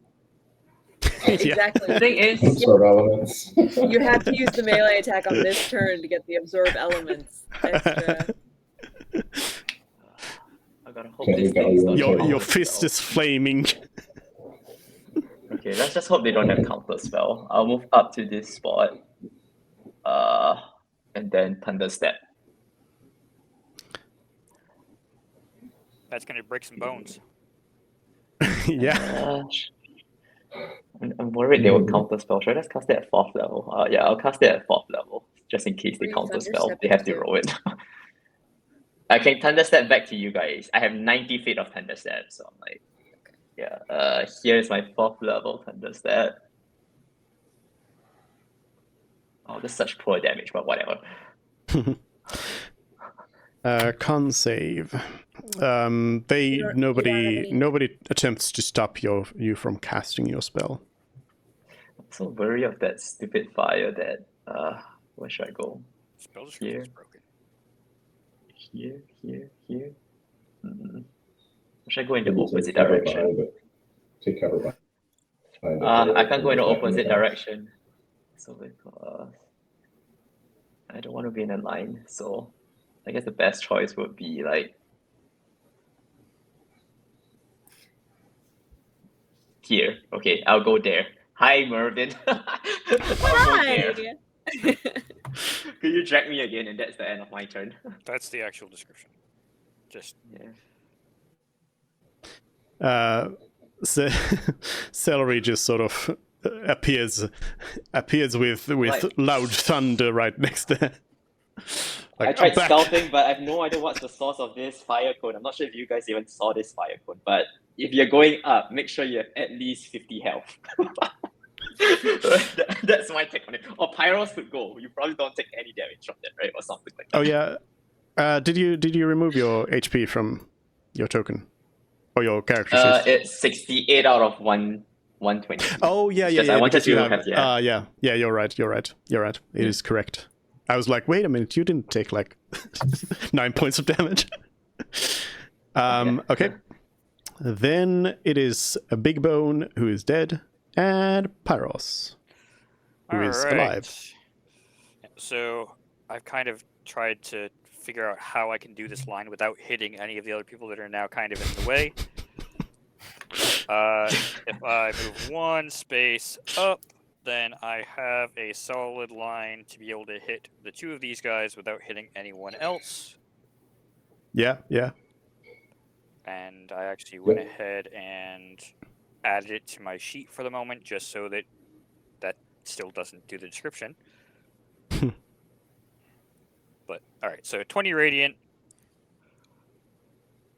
And then, yeah, the con save, they have disadvantage.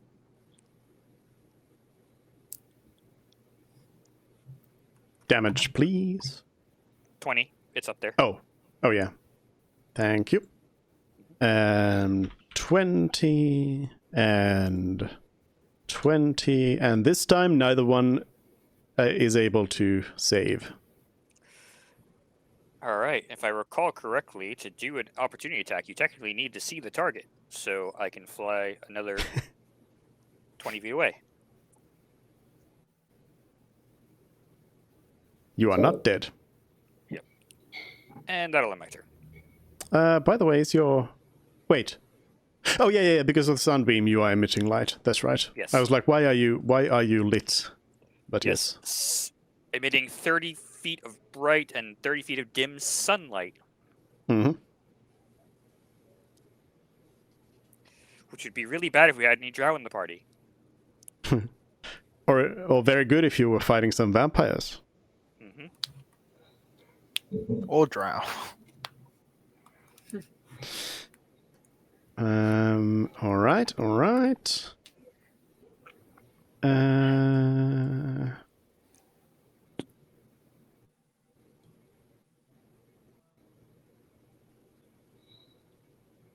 Okay, it's the big blinded one, which before getting blinded did see Reynard come in there and smack, so it's gonna go ahead and try to attack Reynard. This is probably not gonna end well. Coming in at disadvantage. Yeah, that would be a 13 against your AC. 19 is. Yeah. Well, then it's Mervin's turn.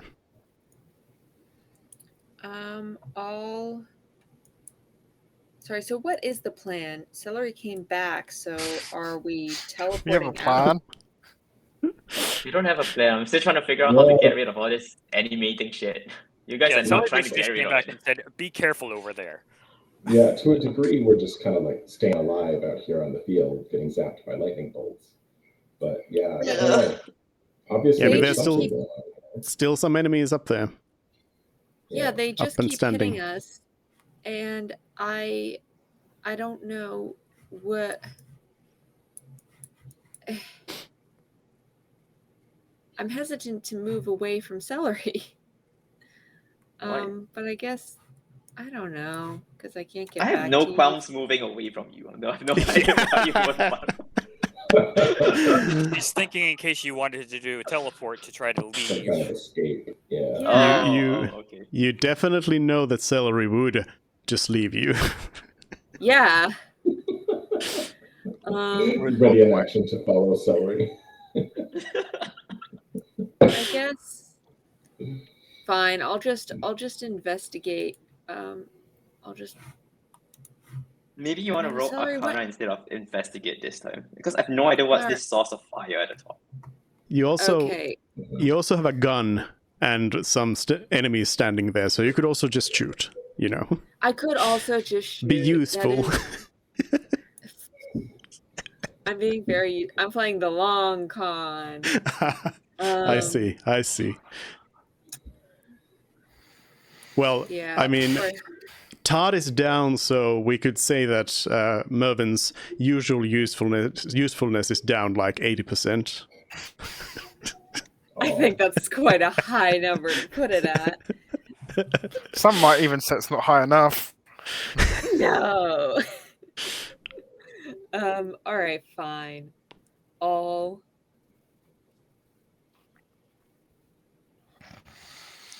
You I have wanna advantage on the investigate. blinded dudes. Fine. I'll shoot the blinded ones. All right. Advantage. I'll do sharpshooter, -5. Great. So 21 points of damage. To which one? I guess the one next to Reynard. It's dead. Great. And I'll do second one. They're both blinded? Mhm. Yep. Great. Advantage, -5 again. 16. It's dead. See, you're being useful. Did you want to add Yay. Arcane Jolt to Reyna? Oh, you're right. Oh, God. Nope. No, come on. Can't I, please? Nope. That was No. Oh God. Fine. I'm sorry. I'm sorry, Reynard. You already Get moved to close the next another- attack. I did. Oh. Just It's move Reynard 40. close to Frid and shoot Frid. You know, if Fred is unconscious, then I'd probably be easier to transport. You know. Wait, is he not 30 feet or within this one? Oh, he's 35 feet. 35, yeah. He's so close. You could heal Alright, the elemental. All right. You know what? Anything else? I'll Can you heal the use the Arcane elemental. Jolt to heal Todd? He's dead. Ooh. Does that No, I'm pretty work sure for once him? I'm pretty sure once Todd's dead, the only way to get him up is for me to expend a spell slot, and I have to spend a minute working on him. Gotcha. Or no, in action. I have to spend an action, and I have to be next to him, and I have to use a spell slot to get him up. So, but he does come back at full, if I remember correctly. After 1 minute, then It's- he comes back to full. After 1 minute, he goes back. Okay, so it's not advantageous to try and get him up. Okay, so I guess I'll go 1, 2, 3, 4, 5, 6. Why not? Okay. That's All right. where I am. I know KJ needs to leave. Yeah. And in general, I think we will be leaving it at here now. I also know that HJ, you're not going to be here next time. I hope everyone else can make it next time. Right? Yep. As far as I know. I did mention in June I have a couple weeks. I'll be out. I'm Yeah. having like Yeah. In Or- June, but next Yeah. next week, so the 28th of. next week. Yeah. I'm good. So, the bone snakes are gonna take their turns here, but I can tell you already now that when it comes to Frid's turn, Frid is going to actually collapse and go unconscious. Oh. Conveniently, because HJ is not here. Do I keep Does that mean concentration on the elemental? Does that mean that elemental becomes hostile? Is Fate Doesn't actually zigs you off all along? doesn't the elemental just disappear? No. No, goes it becomes hostile to us. Oh, okay. Then it well, no, I mean it says that if your concentration is broken, the elemental doesn't disappear. Instead, you lose control of the elemental. It becomes hostile toward you and your companions, and it might attack. So it might also attack the undead. Yeah, it probably will remember the fact the undead have been attacking it. Yeah. But then again, it doesn't have any undead in its range, so Anyways, we'll leave it at that, and we'll continue this fight next time. There's still more to this fight than a couple of Oh, one-hit yeah. skeletons. I Gonna come I back from also dead. can't be here June 4th, so 2 weeks from now. Okay, so June 4th we won't have a session then at all. But next week, next time. Bye. Everyone. Bye-bye. Bye, everyone. Great job. All right. There we go. Thank you everyone on Twitch as well for watching. So next week we're going to continue on with D&D, and I might be streaming something. I'll have to see. I've got a pretty busy week, but yeah, we'll see. Anyways, thanks for watching and bye.